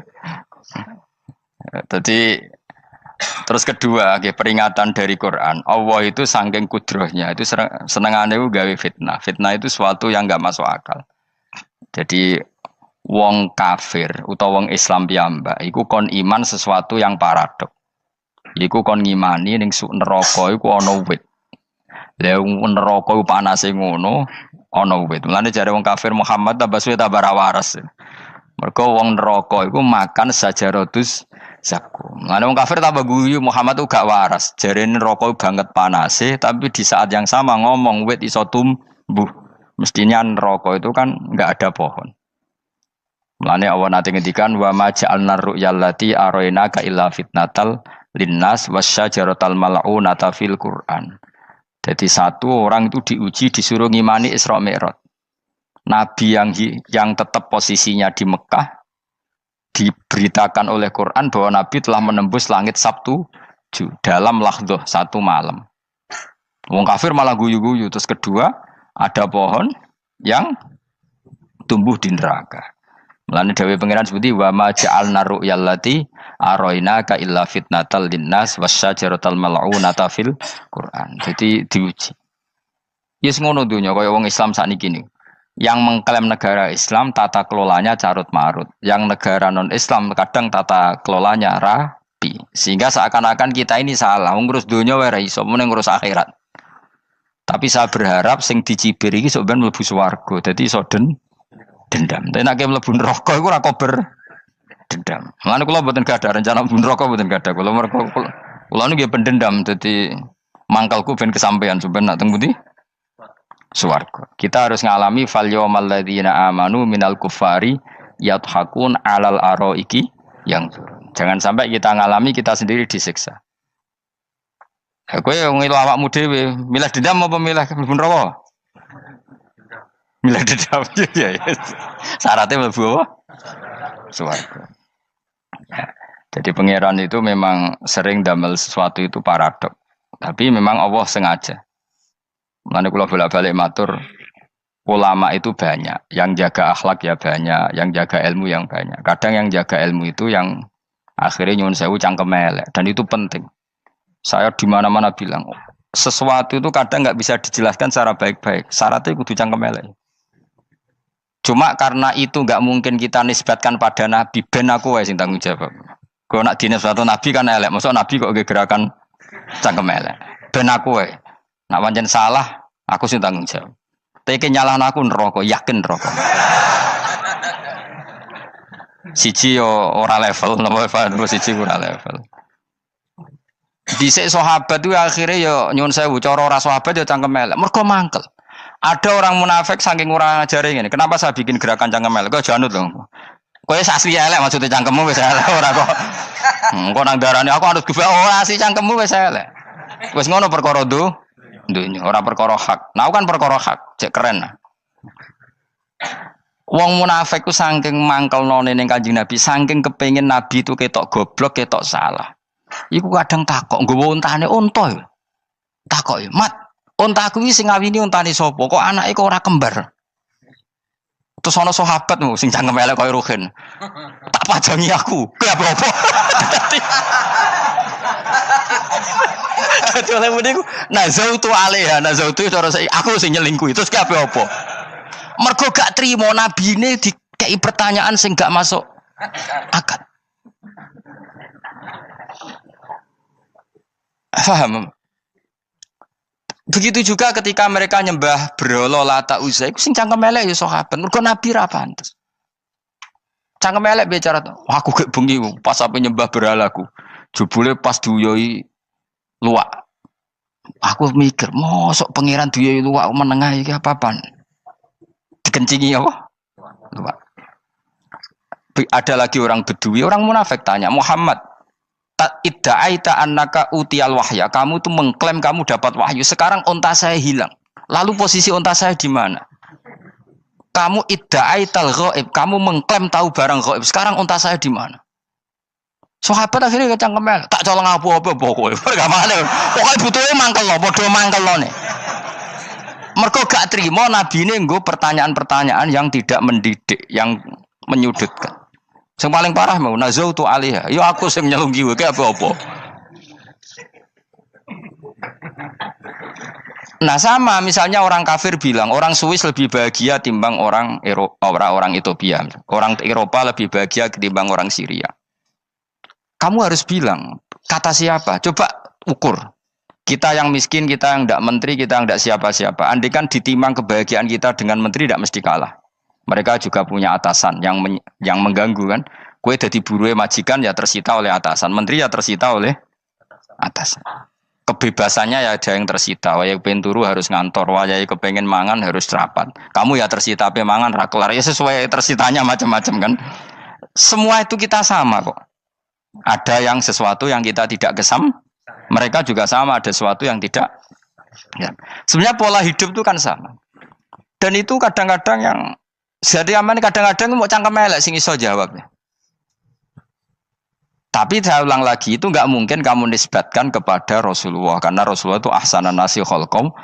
Tapi ulama ben tetep ngene iki. Sing kaliber lho ya. Sing kira-kira cangkem elek tetep keramat kok kula lah minimal koyo kula. Kulo nu cangkem elek tetep keramat. Kowe sopan tetep keramat, ora ono ilmune kok. Entekno sopanem ora ono pengaruh ya. Entekno sopanem tetep keramat aku, yakin keramat aku. Baik sopan lah ya. Ora ono ilmune apa-apa, sopan yo keliru, cangkem elek yo keliru, urip yo keliru, mati yo keliru, pokoke kadung keliru. Ono ulama diomongi, Pak Yai, kalau neraka itu, kalau setan dari api, kemudian setan disiksa api kan sejenis, susahnya apa? Kiai ini mangkel terus ngambil segenggam tanah di sawur ora ini. Loro yai, jari ke kota tanah, kena tanah kok loro. Enggak bisa seperti ini diberi penjelasan baik-baik kan. Setan itu kok geni Pak Yai, jari disiksa di neraka kan enggak apa-apa sama-sama api. Kiai ini ngambil tanah sawur ora ini. Barang mau sakit Kiai, jari kota tanah kena tanah kok sakit. Hanya jangan katakan kalau setan dari api kena api enggak sakit. Coba kamu kasih penjelasan baik-baik. Ngapunten nggih, umpami jenengan nggih. Ngapunten lho niki. Ngapunten lho nggih, umpami jenengan nggih. Ngapunten lho. Kesuwen. Umpami jenengan kena tanah sepundi iki mboten napa-napa, kena tanah kula biasa. Kan kesuwen. Dene mbok sawuri raine. Terus keliliben. Padahal materi manusia dari tanah, ternyata kena tanah. Sakit. Makanya dendam itu penting, tapi tadi loh ya, bukan dalam konteks dunia, ning swarga. Allah iku wis gawe manusa iku duwe dengan tanda kutip dendam tadi. Dekne tetap gak terima. Orang yang dulu menghina saya iman, kemudian orang itu di surga gak terima, makanya diberi hak untuk melihat bahwa temannya masuk neraka. Melane fattala'a fara'ahu fi sawail jahim. Kemudian temannya dilihat, kemudian temannya di neraka. Dan belum berhenti dendamnya di sini. Dia ini ngomel-ngomel, tawahi ingkit talaturdin. Kamu kan yang hampir saja menyesatkan saya. Jadi wong swarga nek ora ngomel ya ora lega. Ayo milih swarga apa milih dendam? Dendam. Jadi mulane ngaji ben kero, dadi ben lega apa? Dadi kowe kudu dendam kan. Kowe wong suga-suga kudu dendam. Jute gak dhisik suga, saiki suga aku jebule sing mbok dendami swargane sak dhuwur. Pancet wong suga menangan. Jadi kudu jelas ya. Jadi kenapa saya bilang cangkemel karena tadi dulu sahabat itu kadang kesulitan nanggepi komentare wong-wong munafik. Karena tadi itu Nabi itu, sampai nak roh ceritanya Nabi dari sisi yang baik-baik saja. Maksudnya baik-baik itu sahabat merasakan wong munafik nak takok aneh-aneh. Ya Muhammad, onta aku iku rondo ireng kok anake rondo ngene iku sing majangi sapa jare sahabat. Aku apa?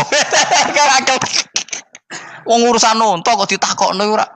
Dadi niate nglecehno nabi, nabi takoki urusan. Lah kula misale kiai, alim alamah tukang maca jalan takoki, "Gus, jare rukin kula gak ada kucing, Gus." Niku rupane kok beda-beda nu sing majangi kucing putih, Gus. Aku kan ngenyek wong. Kiai ditakoki urusan perselingkuhane apa? Kucing. Bukan nabi itu kono mesti sahabat aku, terus kabeh apa? Ono sing ontane hilang Muhammad, kamu mengklaim tahu barang gaib. Lalu onta saya sekarang hilang di mana? Itu saya sahabat tak jupuk. Maksudnya sahabat tadi agak nyolong mangkel noa ya. Cara aku zaman sahabat kok menangi Nabi. Sing ilang ontamu, Nabi mbok takoki. Engko sing dionto ora iso njaga malah Nabi wong liya mbok takoki. Cok goblok. Enggak mungkin seperti ini kita baik-baik saja. Jajal misalnya ke sopan, ngapunten nggih, Nabi sukani hak mikir ya. Malah kumo luhur kan? Nabi kasih waktu untuk meditasi. Kan malah gak kasil sopan gini iki. Unta-untamu dek takon Nabi lah enggak wis ora melok di dunya kan lebih gampang. Gampang di cangkem melek cangkem apik. Jawab. Gampang cangkem melek. Makanya dulu mulai sahabat ada sahabat kayak Umar, kayak Khalid bin Walid gue jagani wong sing ngene iki.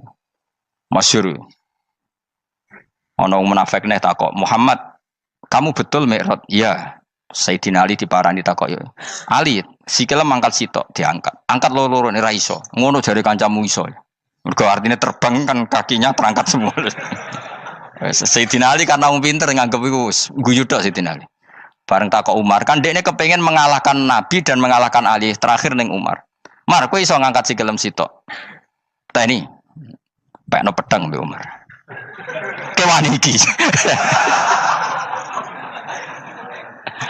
Ngono ku wis ra iso diadepi api-apian. Kok Umar wis ngerti iki ora kena diterangno mbek akal. Makanya saya punya rencana, umpama aku menangi Nabi, itu sangat melek. Nabi ra usah ben tetap ahsana nasi kholqom. Nabi kita selamatkan supaya tetap steril. Masyhur kan, jadi ada orang Yahudi itu membawa kambing mati kan. Wedhus lu mati. "Ya Muhammad, kambing yang mati ini yang bunuh siapa?" Karena Nabi orang tauhid ya Allah. Yang bunuh kambing mati itu Allah. Agamamu ini aneh Muhammad. Yang dibunuh Allah langsung orisinil haram, yang lewat tangan-tangan jahil manusia halal. Itu sing disebut wa kadzalika ja'alna likulli nabiyyin aduwan syayatinal insi wal jin yuhi ba'dhum la ba'din zukhrufal qauli ghurur. Coba cara aku menangi Nabi. Kan nak cara medis kan jelas ya, kan tentu sehat yang disembelih karena darahnya keluar. Tapi mereka ngomong wong orisinil dibunuh wong langsung kok malah haram, yang dibunuh manusia. Ini aneh mata agama. Cara aku menangi zaman Nabi, yo no pangan dhewe ngono kowe sing gampang dikira-kira, tapi ora aja Nabi lho sing ngendikan, kowe wae sing penggemar Nabi. Kancang kemelek pantes selain bakat yo ora bakal dadi nabi wis. Ya kowe nak muni halal yo pangan tekno. Kan dekne muni halal kan? Ya wis entekno. Ben do mangan apa, Badang. Tapi Nabi kan gak mungkin ngendikan seperti. Tapi sahabatnya dong ngendikan gitu. Mergo ya mangkel ngadepi. Jadi kadang-kadang orang itu gak bisa dikasih penjelasan secara apa? Baik-baik. Ya tapi tadi saya ulang lagi, kita kudu tetap nyelametno Kanjeng Nabi. Yes, mulane ulama itu keras masalah bab ngadepi wong fasik itu keras. Masyhur Sidina Ali nanti debat be orang ateis. "Ali, kowe sare terkenal sahabatnya Nabi paling cerdas. Umpama kowe wis mbok rewangi salat, mbok rewangi poso, kemudian sok ben mati ra ono apa-apa. Terus kowe rugi, mbok rewangi salat, mbok rewangi poso, mbok rewangi takwa, ternyata nanti di akhirat ndak ada apa-apa. Lan aku kan enak ning donya, gak tahu salat, gak tahu poso, jadi nanti kalau gak ada apa-apa kan gak masalah. Aku di dunia gak pernah kebebanan aturan-aturan syariat. Masyhur dawuh Sayyidina Ali. Ingka nama taqulu sidqan atau haqqan takhallasta wa takhallasna. Wa ingka nama aqulu haqqan takhallasna wa ahlakta. Siapa lo dhewe? Jika yang kamu katakan benar, yang lolos tidak hanya kamu, saya pun lolos. Jika nanti di akhirat gak ada hisab, memang yang selamat kowe tok, aku lah yo. Selamat dong, bodoh-bodoh ra ono hisab. Ingka nama taqulu haqqan faqad takhallasta wa takhallasna. Jika yang kamu katakan benar, enggak ada hisab, maka kamu selamat, saya pun selamat rumangsamu. Tapi jika yang saya katakan benar, takhallasna wa ahlakta, saya selamat kowe rusak. Niku muga ora Sidina Ali cangkem elek tapi, muga ora Sidina Ali. Muga sing ngomong Ruhin misal. Kan cangkem elek. Karena orang seperti itu ra iso mbok terangno api-apian. Di kampunten nggih mengke delok mengke. Lho delok mengke kesuwen li. Kowe nek mati wae SMS aku malah do ndi-ndi ngomongnya. Maka jawab Sayyidina Ali, jika yang kamu katakan benar, yang selamat tidak hanya kamu, saya pun selamat karena tidak ada apa? Hisab. Tapi jika yang saya katakan benar, maka takhallasna wa ahlakta, saya selamat, kamu rusak. Mulane cara kula wong Islam kudu yakin mlebu swarga. Senajan to pun rokok sik. Saya berkali-kali bilang, kita pun nuruti khawatir. Sebenarnya sholat kita potensi gak diterima Allah karena ada ikhlas. Puasa kita juga gitu. Tapi masalahnya kubu sebelah darani siapapun mati itu masuk swarga. Lan aku kalah iklan iso kalah. Lan aku kampanye paling gampang ngaji swarga, ngaji ra paham yo swarga, go kitab ngalor ngidul yo swarga, modus gaya-gayanan yo swarga. Ngaji mergo mangkel bojo yo swarga. Ngaji nglalekno utang yo swarga. Oh, apa kubu sebelah wae swarga terus bosok kene sing iman kok. Swarga. Soal akhir ki mlebu neraka tak kandhani wis enteni sik sabar. Pada akhirnya tetap masuk swarga. Pada akhirnya kapan? 10.000 tahun apa ya ora. Ayo ora kepengin orang nglakoni kok. Jadi ini penting ya. Jadi kita harus terbiasa berpikir secara tadi ya. Sarohku sahabat ulama itu nak ngadepi wong fasik itu akhirnya cangkem elek. Mergo kadang penjelasan lebih gampang. Cuma tadi saya ulang lagi, Nabi harus kita selamatkan. Tajane Nabi Ibrahim yang podo parah. Jadi ketika beliau mematahkan semua berhala yang kecil kan kapaknya dikalungkan berhala yang bareng ditakoi. Him siapa yang melakukan itu? Ya takono sing nggo kapak, ora nggo kapak. Jare ketuane wong kafir, utekem lho him wong karuan berhala ora bukan nakoki, ora karuan ra iso ngomong bukan nakoki. Lah utekem ning ndi karuan ora ngomong mbok sembah. Berhubung Nabi Ibrahim darane ngendikan, lah sing nyora aku. Lah yo muga iku ora nabi, iku cangkem elek ta cangkem apik. Muga ora nabi lho. Mergo Nabi Ibrahim diutek-utek, utekem lho him karuan berhala watu kok kon nako. Jare Ibrahim utekem kok ndi karuan watu kok mbok sembah. Iso diterangno api-apian. Ngapunten nggih. Ngapunten sanget niki niku. Kesuwen yakin kesuwen. Lah cuma ke mari siko nabi ku ya iku netok sing cangkem elek iku. Tapi ora demi hak, demi hadun. Nah iku sing mari elek. Apa logikanya? Saiki musuh dhisik musuh saiki gabung kuwi barang-barang donya kok mbok soal. Nyoalu barang akhirat itu keren apa? Apa susahe ning donya nggo sujud, apa susahe ning donya nggo ibadah iku keren. Nyoal kok trimo. Dhisik musuhan kok saiki rukun ben donya kok mbok soal ben wis jegeman santriku di sini aku. Ciri utama wong apik nyebalano barang donya, tapi nek akhirat seri. Kayak aku mestine paten soal wis ngaji jalalan kok gak dadi wali ku maksudnya piye? Tak ulang mulai 2005 kok ora alim-alim maksud. Tapi kita wari jawaban tawaduk. Ya tak wari jawaban apa? Karena kita ndak ingin nyaingi guru apalagi melangkahi. Ya tak warai ya. Jadi sajane kula saged alim Gus, tapi mboten sae nglangkahi guru. Mulane kula nyuwun pangeran tetep bodho. Kersane tetap sopan, tidak ngelangkai. Setuju ya? Jadi soalnya nggak takoki. 2005 loh kan, 2005. Berarti seberang tahun? 14 tahun. Tak takoki dadi mubalek yo ora, khotib yo ora. Krungu kabar Ruhin Wali yo ora. Nuruti kecewa. Tapi setelah ada jawaban tawaduk ya soleh. Memang enggak baik. Murid nyalip guru itu enggak baik. Ya berapa apik ora iso ya ora terus pokoke. Jelas gitu. Terus niki bukti orang soleh itu boleh berteman orang macam-macam. Bernya ini ahlul jannah bercerita dulu punya teman ateis. Jelas gitu. Yang teman itu mengingkari adanya hari kebang. Tapi nyatanya orang soleh ini tetap masuk surga. Artinya apa? Pertemanan di dunia sama orang ateis ini tidak menghalangi dia masuk surga. Tentu ya sebatas pertemanan.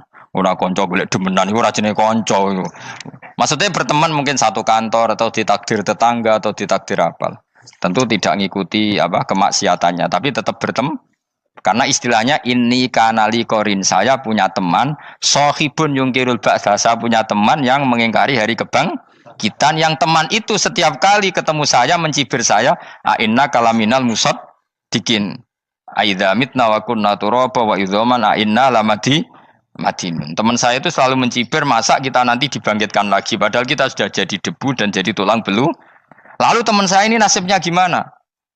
Bersama Allah dipertontonkan, sananya teman itu masuk neraka. Intinya apa? Orang soleh ini ketika di dunia punya teman orang tidak soleh, dan itu tidak disalahkan Allah. Tetap dia ahlil jannah, dan temannya karena salah tetap ahlin. Nah, hanya gak ada cerita terus berhubungi kancamu, kowe mlebu neraka ndak. Makanya kita rileks saja di Indonesia. Kancanan tonggo macam-macam tenang aja. Sementing alaikum anfusakum la yadurrukum man dhalla idza tadaitum. Yang penting jaga diri kamu sendiri, dan setelah diri kamu terjaga, tidak masalah orang sekeliling kamu sesat. Ya ayyuhalladzina amanu alaikum anfusakum la yadurrukum man dhalla idza tadaitum. Jaga diri kamu, kualitas hidayat kamu jaga, kualitas kebaikan kamu jaga. Setelah semuanya terjaga, tidak masalah orang sekeliling kamu sesat. Ya kayak teman ini, dia punya teman ateis tapi dia tetap islami, dia konsisten dalam mempertahankan iman, ternyata dia tetap ahlil jannah, padahal punya teman ateis. Jelas ya, terus niki supaya clear bahwa karena kita di dunia mesti berteman orang macam-macam. Apalagi semenjak saya dari Korea itu melihat orang Islam ingin bikin masjid, padahal bosnya orang ateis, teman kerjanya orang ateis. Tapi mereka nyatanya imannya tidak goyah. Mereka ingin bikin masjid, urunan bikin masjid, padahal temannya apa? Ateis. Dan itu nggak masalah. Nanti kalau itu soleh terus sampai di surga, golek bosku saya gini di. Iku nara ketemu ya ora lega. Jadi manusia itu masuk ini swarga, nak gak ketemu rivale. Jadi sebenarnya, nak rival politik, nggak tahu saya itu, nggak ada ayatnya, nggak ada penjelasannya di Quran ini. Dan tidak perlu menjelaskan barang dunia terang non Quran kemuliaan. Wan kula terus nang sampai budi. Ka'annahu fa'amal terus budi. Innahum alfau aba'ahum dolin. Innahum satamne kufar iku alfau padha metuki sapa kufar wajadu. Tegese metuki sapa kufar aba'ahum ing bapak-bapak kufar dipetuki dolina khalik sesat kabeh. Nah, mereka itu menjadi kafir karena punya tradisi bapak-bapaknya ya kafir. Terus setelah bapak-bapaknya kafir, fahum mongko te wong akeh ala asarihi ing atase jejak-jejak bapak-bapake wong akeh yurauna iku anut kabeh. Mereka punya bapak-bapak kafir dan kekafiran itu diikuti oleh mereka. Ya sajuna tegese padha ngikuti sapa wong akeh latibaihim maring anut ning abaihim. Fa yasrauna mongko gegancangan to sapa wong akeh ilahi maring ittibail aba. Maksudnya gini, kalau tahu senior kita sesat ya jangan ikut. Mereka enggak, bapaknya sesat nyembah batu, nyembah makhluk. Mereka ikut menyembah batu, menyembah makhluk. Harusnya kalau salah kan enggak perlu apa diikuti. Jadi kesalahan itu ya kadang ikuti tradisi. Tapi ya tradisi yang seperti itu, kalau tradisi yang baik ya harus diikuti. Walakotelan teman-teman sesat kau belum sedurunge iki generasi sopo akfarul awalin. Sopo aki-aki wong dhisik. Minal umami sing pira-pira umat almadiyati kang wis kliwat. Walakot arsalan teman-teman ngutus ingsun fiim dalam kabeh mungkiri nek sing meringatno kabeh. Minar rusuli sing pira-pira rusul mukhawifina tur ngekeki peringatan kabeh. Fangzur mongko angen-angen sira kaifa kana hale kaya apa ana apa akibatul mudzarin, apa akibate wong sing dikei peringatan ayil kafirin tegese wong kafir kabeh. Ai akibatuhum tegese uta akibate kabeh akhir dari perjalanan mereka wa aladabu siksa. Orang yang tidak iman pasti akhir perjalanannya siksa. Senajan to ning donya mereka ngelola dunia lebih baik ketimbang kita, kehidupan dunianya lebih baik ketimbang kita. Intinya kowe aja sampai kalah donya kalah akhirat. Awas kene. Kalah donya aja sampai sini-sini wong. Sego jalalan jebule kalah donya. Gunane apa nggo konsep jalalan ngalor gitu. Tutulisi jalalan kalah di dunia menang akhirat. Jebule kalah pisan. Innalillahi wa inna ilaihi raji'un. Awas ke sebenarnya swarga sini-sini wong. Illa ibadah wahi kecuali pira-pira kaulan Allah al-mukhlasina kang ikhlas kabeh, al mukminina kang mukmin kabeh. Fa innahu mongko satuna ibadu wa al-mukhlisin atau al-mukhlasin iku najau. Iku selamat sapa kabeh minal adabi sanging siksa. Li ikhlasihim krana ikhlase wong akeh fil ibadati ing ibadah. Nak kira iki ta apa? Illa ibadah wahil mukhlasin sami nggih. Fathah. Kira iki ta apa? Lame fathah. Illa ibadah wahil mukhlasin iki. Tapi ana sing kira mukhlisin mukhlasin kira iki to. Hah? Ora lha jeng nang Qur'ane Quran. Mukhlas. Auli anna wa ta satemne wa ta'ala akhlas nyelametno sapa mikhlasno sapa ing kabeh lah krana ikilah amal ala qiraati fathil lam ing atase wacanan maca lam. Dadi qiraah itu ada illa ibadah wahil mukhlisin, ada illa ibadah wahil mukhlasin. Jadi mang dua qiraah. Tapi ki anut sing umum ya, aja aneh-aneh. Walaqad nadana nuhun fala ni'mal mujibun. Walaqad nadana lan teman-teman ndonga nek kita sapa nuhun Nabi Nuh bikauli iklan dawe Nabi Nuh, Rabbi inni maghlubun fantasir. Rabbi do pengiran ingsun ini sak temen ingsun maghlubun den kalahno, fantasir mongko kula aturi nulungi panjenengan. Fala ni'mal mujibun, mongko iku banget nikmate sapa al mujibun, sapa zat sing nyembadani lagu maring Nuh nahnu te kita. Aida'ana ala qaumi. Maksudnya Nabi Nuh ketika tertekan oleh kaumnya, kemudian Nabi Nuh berdoa kepada saya. Dan saya kata Allah fala ni'mal mujibun, zat terbaik yang memberi terkabulnya doa itu fala ni'mal mujibun. Ya Nuh berdoa kepada saya kata Allah, dan saya kata Allah adalah zat terbaik yang bisa mengabulkan doa. Itu jenenge apa? Fala ni'mal mujibun. Eda ana tekse donga sapa Nuh nak ing kita ala qaumihi ing atase kaum Nabi Nuh fa ahlaknahum mongko ngrusak ingsun ing kaum Nabi Nuh bil ghoroqi kelawan tenggelam. Jadi kowe nak mangkel mbek wong-wong sing ora iman iku pilihane iku kowe parek pangeran. Nak parek pangeran nak sing ora iman dikalahno pangeran. Kowe ora usah dadi ekstremis, malah ribet dhewe. Pasrahno napa pangeran. Lah nek kira wali ora mandi-mandi, ora mandi ya wis. Sementing kowe ning donya bernegara secara sehat, gak perlu dadi napa? Teroris, gak perlu dadi napa ekstremis. Karena Nabi Nuh ketika mangkel mbek kaume, Nabi Nuh ngebom mereka apa matur pangeran? Matur pangeran, kemudian pangeran sendiri yang ngambil napa tindakan. Kowe yo ngono mbek musuh-musuhmu sing hasud mbek kowe. Tapi mbah konang pangeran malah bela kono. Lah kadang musuhmu luwih bener timbang kono ya. Timbang kowe. Kono kerja keras sugih. Terus duweni kowe sekere turu. Terus mbok pasutno jebule pangeran bener. Kok kowe pemalas. Kono bekerja keras. Yo mbah nak ngono. Lan jegeman di musuh wong saleh. Mergo nak maksudno malah balik ning kowe. Di musuh sing ra saleh dadi menang kowe. Nak padha ra saleh ya mbok ra jelas. Fa ahlaknahum mongko ngrusak ingsun hum ing kaum Nabi Nuh bil ghoroqi kelawan apa tenggel. Sehingga nabi-nabi dulu nak kecewa mbek musuhe iku mature teng pangeran. Mboten kalau perang itu beda loh. Nabi kalau perang dia perang di arena perang di Badar di Uhud. Jadi janjian terus duel. Ora kok musuhe turu terus di sebelah mboten enten ngono. Ya kalau mau perang ya janjian. Jadi fair. Mereka nantang Nabi, tentu kan tidak baik kalau kebenaran ditantang kebatilan tidak berat. Terus akhirnya ya duel ini wow. Tidak. Yang jelas perang itu tidak sepihak. Makanya bahasa Arabnya takotul, saling perang. Jadi wazan kalau dalam nahwu itu dalam sorof itu qatala itu wazannya musyarakah. Musyarakah itu saling merang, saling nyerang. Jadi nggak boleh sepihak. Makanya janjian oke, mau iduna badrun. Perjanjian kita ketemu di apa? Badar terus ketemu. Ora kok limbe-limbenan niku mboten. Memang tarung. Jadi keren. Sing kalah ya keren, sing menang ya keren. Mergo corong Jawa wani adep. Mboten nyulik niku mboten. Sehingga disebut muqatalah atau napa kital. Masdarnya itu qatala yuqatilu muqatalatan. Malah latihan sorab lah jong. Karena syarat mufassir itu harus ahli napa? Sorab. Wa najinahu lan nyelametno ingsun ing Nabi Nuh wa alahu lan keluargane Nabi minal karfil azim saking banjir sing gedhe.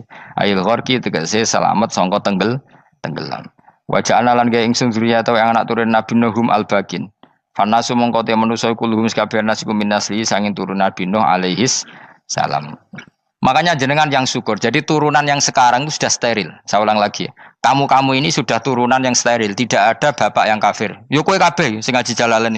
Kowe kabeh. Ini mbah-mbah kamu sudah apa? Steril. Karena manusia pertama Nabi Adam, terus Nabi Adam seterusnya itu masih ada yang kafir macam-macam. Era Nabi Nuh ini bapak kedua. sing kafir tenggelam kabeh, terus ada orang 80 semuanya mukmin. Makanya kita-kita yang sekarang itu istilahnya Allah dzurriyyataman hamalna ma'nuh. Kita ini turunan orang yang diangkat di perahunya Nabi Nuh. Makanya manusia pertama dari Nabi Adam, terus itu masih macam-macam. Era setelah Nabi Nuh sudah steril, enggak ada lagi yang apa? Kafir. Umpama mbah-mbahmu ana sing kafir meneh, iku ya kafir sing ora asli. Sehingga engkau ya langkai wae. Mesti aja anggap langkai wae. Terus melok mbah sing napa? Sing mukmin. Ya jelas ya, fannasu kulluhum min naslihi alaihis salam. Jadi setelah periode banjir itu semua manusia itu sudah turunan Nabi Nuh dan pas itu sudah steril semuanya apa? Mukmin. Ya orang 80 semuanya orang apa? Nah, setelah itu ada lagi yang kafir. Lah aku ora roh iku sing dadi mbahmu ta ora roh. Ya ora perlu roh kowe. Mulane ora apal nasab penting kanggo biasa ben ora roh. Tadi fanasu mongko te manusa kulo mis kabeh nas iku min naslihi saking turunan Nabi Nuh alaihi salam. Bakana lan ana iku lahu kedene sapa salah satu auladin sapa telu pira-pira anak Sam. Pertama Sam wa Abul Arab wa Faris wa Rum wa Ham wa Abu Sudan. Sing Ham Abu Sudan, bapake wong napa? Sudan. Wa Yafas, ana sing maca Yafis. Yafas Abu Turki, bapake wong pundi? Wal Khazar, wa Ya'jud wa Ma'jud wa Magunalika. Mbah kowe minduane sing tira babamu sing Abul Arab ira ngembek sek. Persi kita ya kurang ganteng. Rom kira ora wong Itali. Kowe turunan ndi? Ham iku paling Abu Sudan wong ireng-ireng. Paling iku. Wis ben ngono, ben wis. Wa tarakna alaihi fil akhirin. Wa tarakna lan nyisano ingsun apa koina tegese nyisano ingsun ali ngatasin no tak sisano sanaan khalidati pangaleman hasanan kang apik fil akhirin ing dalem periode-periode sing akhir. Minal anbiya sing pira-pira nabi wal umami lan pira-pira umat ila yaumil kiamat itu maka maring dina kiamat. Nuh jejak-jejak kebaikannya akan saya maklumatkan kebaikannya sampai ila yaumil kiamat. Mulane ra ono barokah kados ngaji, jenengan kudu syukur ngaji. Misalnya Nabi Nuh dititahno Allah akan dipuji ila yaumil kiamah. Yang muji siapa kalau enggak kita-kita ini? Barokahnya ngaji, kita tahu kehebatan Nabi Nuh, kita tahu sejarahnya Nabi. Berarti yang muji Nabi Nuh siapa? Ya kita-kita ini yang ngaji. Andai kan enggak ada yang ngaji, orang tahu enggak tentang Nuh? Enggak tahu kan? Makanya banyak wali yang enggak suka doa. Bukan karena anti doa enggak, katanya saya yang didoakan para yang sudah meninggal. Karena yang sudah meninggal itu sangat mencintai kita. Lan kula itu termasuk ulama sing jarang ndonga. Nggih ndonga tapi juarang banget. Ora koyo kowe men ndonga ora tau mandi. Kula nu jarang ndonga karena dawuh Kanjeng Nabi, siapapun yang menghidup-hidupkan sunnahku otomatis layak mendapat doaku. Dawuh Nabi masyhur, ala khulafai rahmatullah. Siapapun yang mengganti saya berhak dapat rahmatnya Allah. Manhum ya Rasulullah. Siapa itu? Alladzina yuhyuna ma amatahun nas min sunnati, orang yang menghidup-hidupkan sunnahku yang sudah mati. Coba Nabi Nuh sekarang dapat titah dipuji di dunia ila yaumil. Yang muji siapa coba? Kita-kita kan. Karena kita menerangkan sejarah Nabi Nuh bahwa beliau adai ila Allah, beliau konsisten berjuang ila tauhid. Coba kalau tidak ada orang ngaji, siapa yang tahu Nabi Nuh? Man huwa, siapa dia? Kan tidak ada yang peduli. Itu kayak kasus Musaddaq dulu. Katanya Musaddaq kan punya pengaruh 40.000 orang yang ngakui Musaddaq itu Nabi. Ternyata itu keliru, itu hoax. Saya termasuk orang yang menanyai kenapa mereka menabikan Musaddaq. Tak tanya, kenapa kamu percaya Musaddaq Nabi? Memangnya kenapa kalau dia Nabi? Nah, kamu tahu Nabi apa? Nabi itu apa? Tidak tahu. Iya gitu sih. Makanya saya itu menyayangkan ada berita. Sebenarnya yang mereka mengatakan Musaddaq Nabi itu tidak tahu Nabi apa itu tidak tahu. Cuma mereka percaya demokrasi. Kalau dia ngaku Nabi susahnya apa sih? Pikirannya itu. Susahnya apa kalau dia Nabi? Lah kamu tahu Nabi apa? Enggak tahu jadi. Repot kan? Itu kan seperti orang pakai nama Ghazali tapi enggak tahu sakralnya Imam Ghazali. Akhirnya ngefly. Jenenge Abdul Qadir Jilani beling ora karuan. Mergo ya ora roh. Ya kok jenenge Mustofa ini. Orang pilihan tapi ya kelakuane ngene iki. Aduk Ruhin jus wong sing tukang istirahat. Dadi maknane Mas Ruhin wong sing seneng. Mulane turu. Dadi sarohae maknane istirahat. Nganggo sintasin. Sinta itu tukang istirahat bener urip pemene iki. Ya ora apa-apa, donya sepele kan tinggal istirahat. Jadi makanya kan nggak ada ulama yang nggak dicintai para wali yang sudah meninggal karena tadi siapapun yang menghidupkan sunnahku setelah sunnah itu mati maka dapat doaku. Sehingga ulama ya doanya ya biasa aja, ndak usah berlebihan, just donga.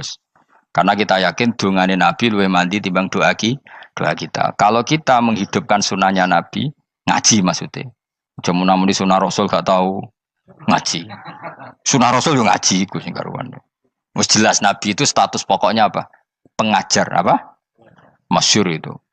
Buistu mualliman. Sebagian riwayat pakai innama buistu muallim. Saya diutus hanya sebagai pengajar. Termasuk melakukan sesuatu yang tidak ideal itu Nabi lakukan demi status mengajar. Misalnya begini, sama tak bedai, kok tak latih pinter. Tawaf jalan kaki sama naik skuter atau naik kendaraan itu afdal mana? Enggak, jawab saja. Afdal jalan kaki. Tapi Nabi ketika tawaf itu naik unta. Naik apa? Sehingga ulama ijma tetap saja tawaf naik unta sama jalan kaki afdal jalan kaki. Padahal Nabi kalau tawaf itu karena Nabi naik unta itu statusnya adalah mengajar, menunjukkan kalau itu sah. Jadi nilainya bukan enak-enak naik unta tapi mensyariatkan kalau itu sah. Dong ya. Kayak saya pakai baju hem. Dengan orang Arab pakai jubah, mungkin cara Allah itu afdol saya orang Indonesia loh ya. Maksudnya saya ini orang Indonesia. Maksudnya saya orang Indonesia, saya ulang lagi. Bukan dengan status Habib atau ulama atau orang Arab. Guling-gilingan bahwa saya mengesahkan baju hem untuk sholat. Makanya dulu pernah di salah satu komunitas tabiin, saya ulang lagi tabiin. Itu semuanya pakai jubah, pakai serban. Jabir yang sahabatnya Nabi termasuk Abdullah bin Mas'ud, dia datang ke masjid, jubahnya itu dicopot, terus dia sholat tanpa pakai jubah. Sampai geger tabiin, ini gimana sahabatnya Nabi sholat kok pakai jubah, jubahnya dicoplok, dicendel loh. Terus dia sholat. Ketika sholat ditanya, ya sahibah Rasulullah, kok ini sahabatnya Nabi sholat pakai jubah kok malah dicopot. Supaya kalian semua tahu bahwa kita dulu zaman Nabi biasa sholat pakai sarong terus diikatkan di leher saking tidak menemukan jubah.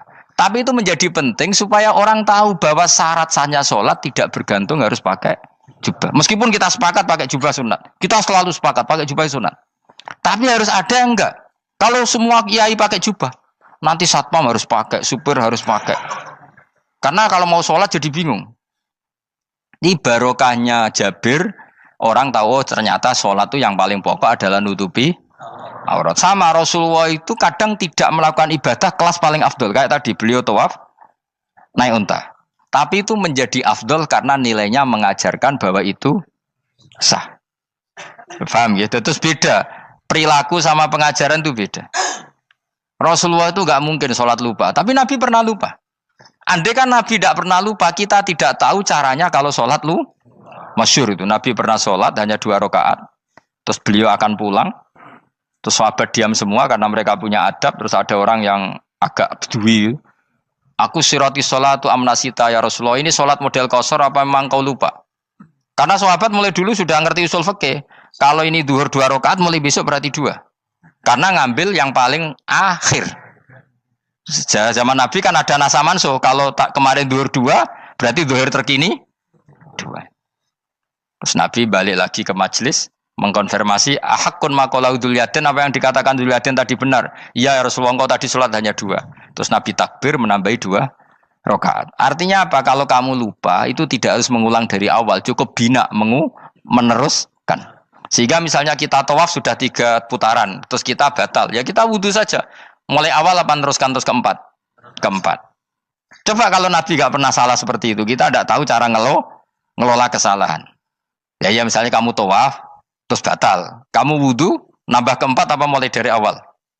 Nambah keempat. Karena setiap seperti itu, bana alama fa'ala harus meneruskan. Bukan andai kan Nabi tidak pernah melakukan itu, kita tidak tahu caranya.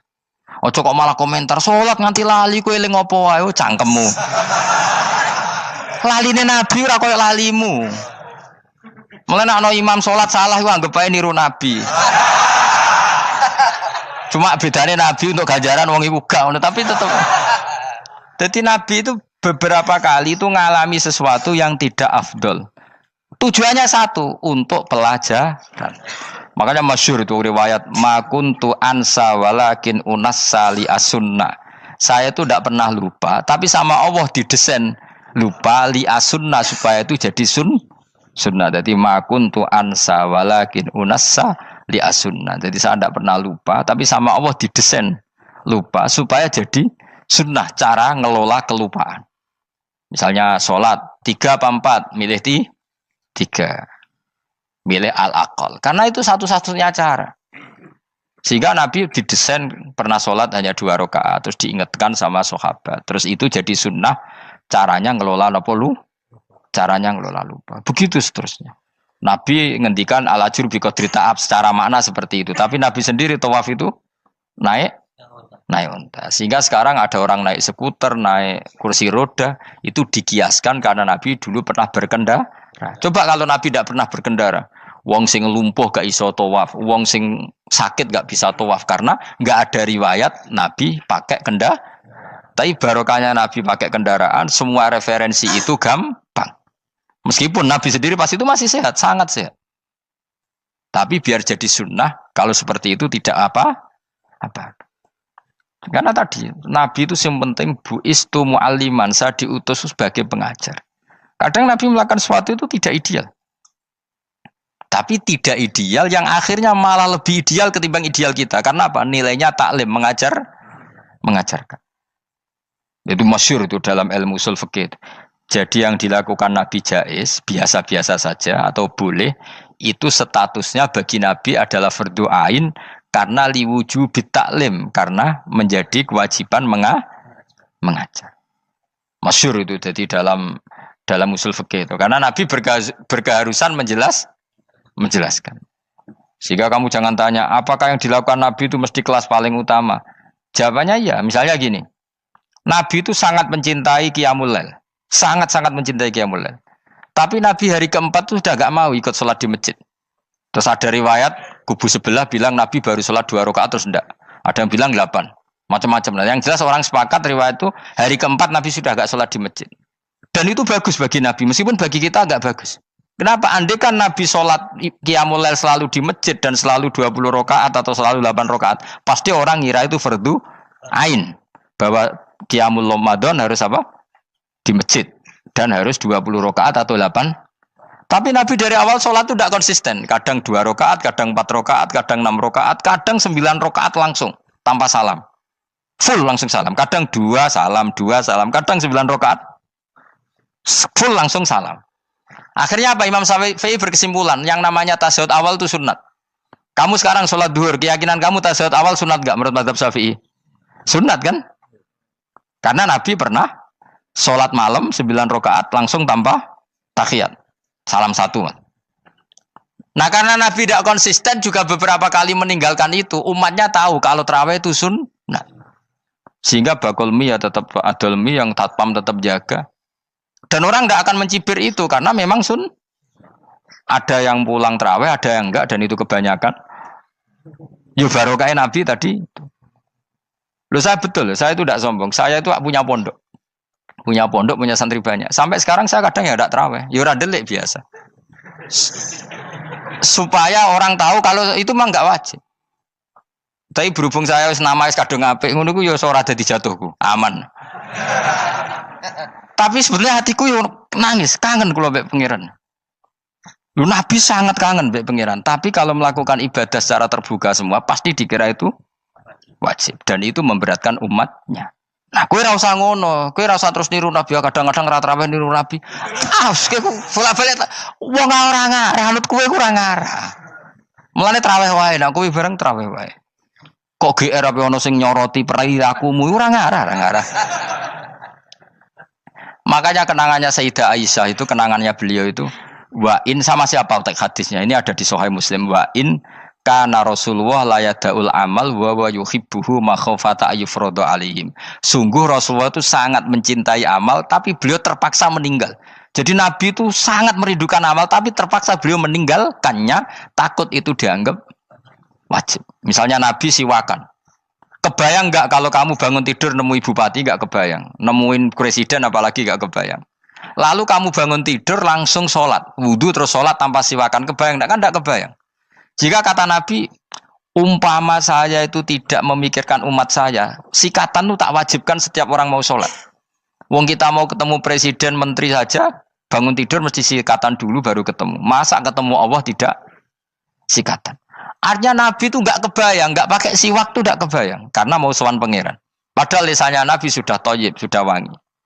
Tapi Nabi terpaksa kadang-kadang meninggalkan siwakan itu karena takut nanti dikira wajib. Kayak apa Nabi? Artinya Nabi pas siwakan ya baik karena menunjukkan itu sunnah, pas tidak juga baik karena ini menjadi pelajaran kalau itu tidak wajib. Lah nek kowe pas ra siwakan mergo dablek ngono lho. Mulane kowe ojo kan kayak jajal ya kangkang sing biasa rokokan, bariku ana komat langsung salat tas siwakan. Sing biasa ngaji sore iku lho ora usah contoh ado-ado. Gak kelakuanem lho. Iku perkara niru Nabi ta perkara rasa-rasane jawab. Jadi Nabi itu beda. Perilaku apa saja itu jadi teladan, akhirnya jadi referensi. Begitu juga Nabi yang mensunatkan sunat safar, sunat kudum. Tapi Nabi beberapa kali ada sholat. Ada sahabat yang selalu sholat safar. Kalau pergi sholat, kalau datang sholat. Sampai Nabi ya disalahno. Agama ora ngene iku, Cung. Aja nemen-nemen. Wala yusyadza hadatina ahadun ila ghalabu. Sing tenanan nyekeli agama, iku kok mesti kalah. Nak kalah terus bosen. Utawa tukang nyalahno wong liya. Coba kamu kalau gak pernah tahajud, roh wong turu terus mbok arani Zaid turu, Ruhin turu. Jajal kita tahajud 2 minggu. Oh kebo turu. Lha tahajud 2 minggu wae ngebok-ngebokno wong kan itu. Mulane solehmu bahaya. Mulane aku seneng soleh pas-pasan ini seneng. Sekali over city mesti cangkemmu elek. Aku yakin lho. Wis rai-rai ini ketara, aku sapal. Jajal kowe sing ngaji aku kon tahajud seminggu wae. Roh wong turu. Ngorok pisan. Oh ning donya pisan turu kebo. Padahal lagi rong. Kayak apa kalau kita tahajud setahun? Mulane orang ngekeki rezeki kita tahajud wis diangen-angen iku kira-kira oh bahaya aja iki nak tahajud.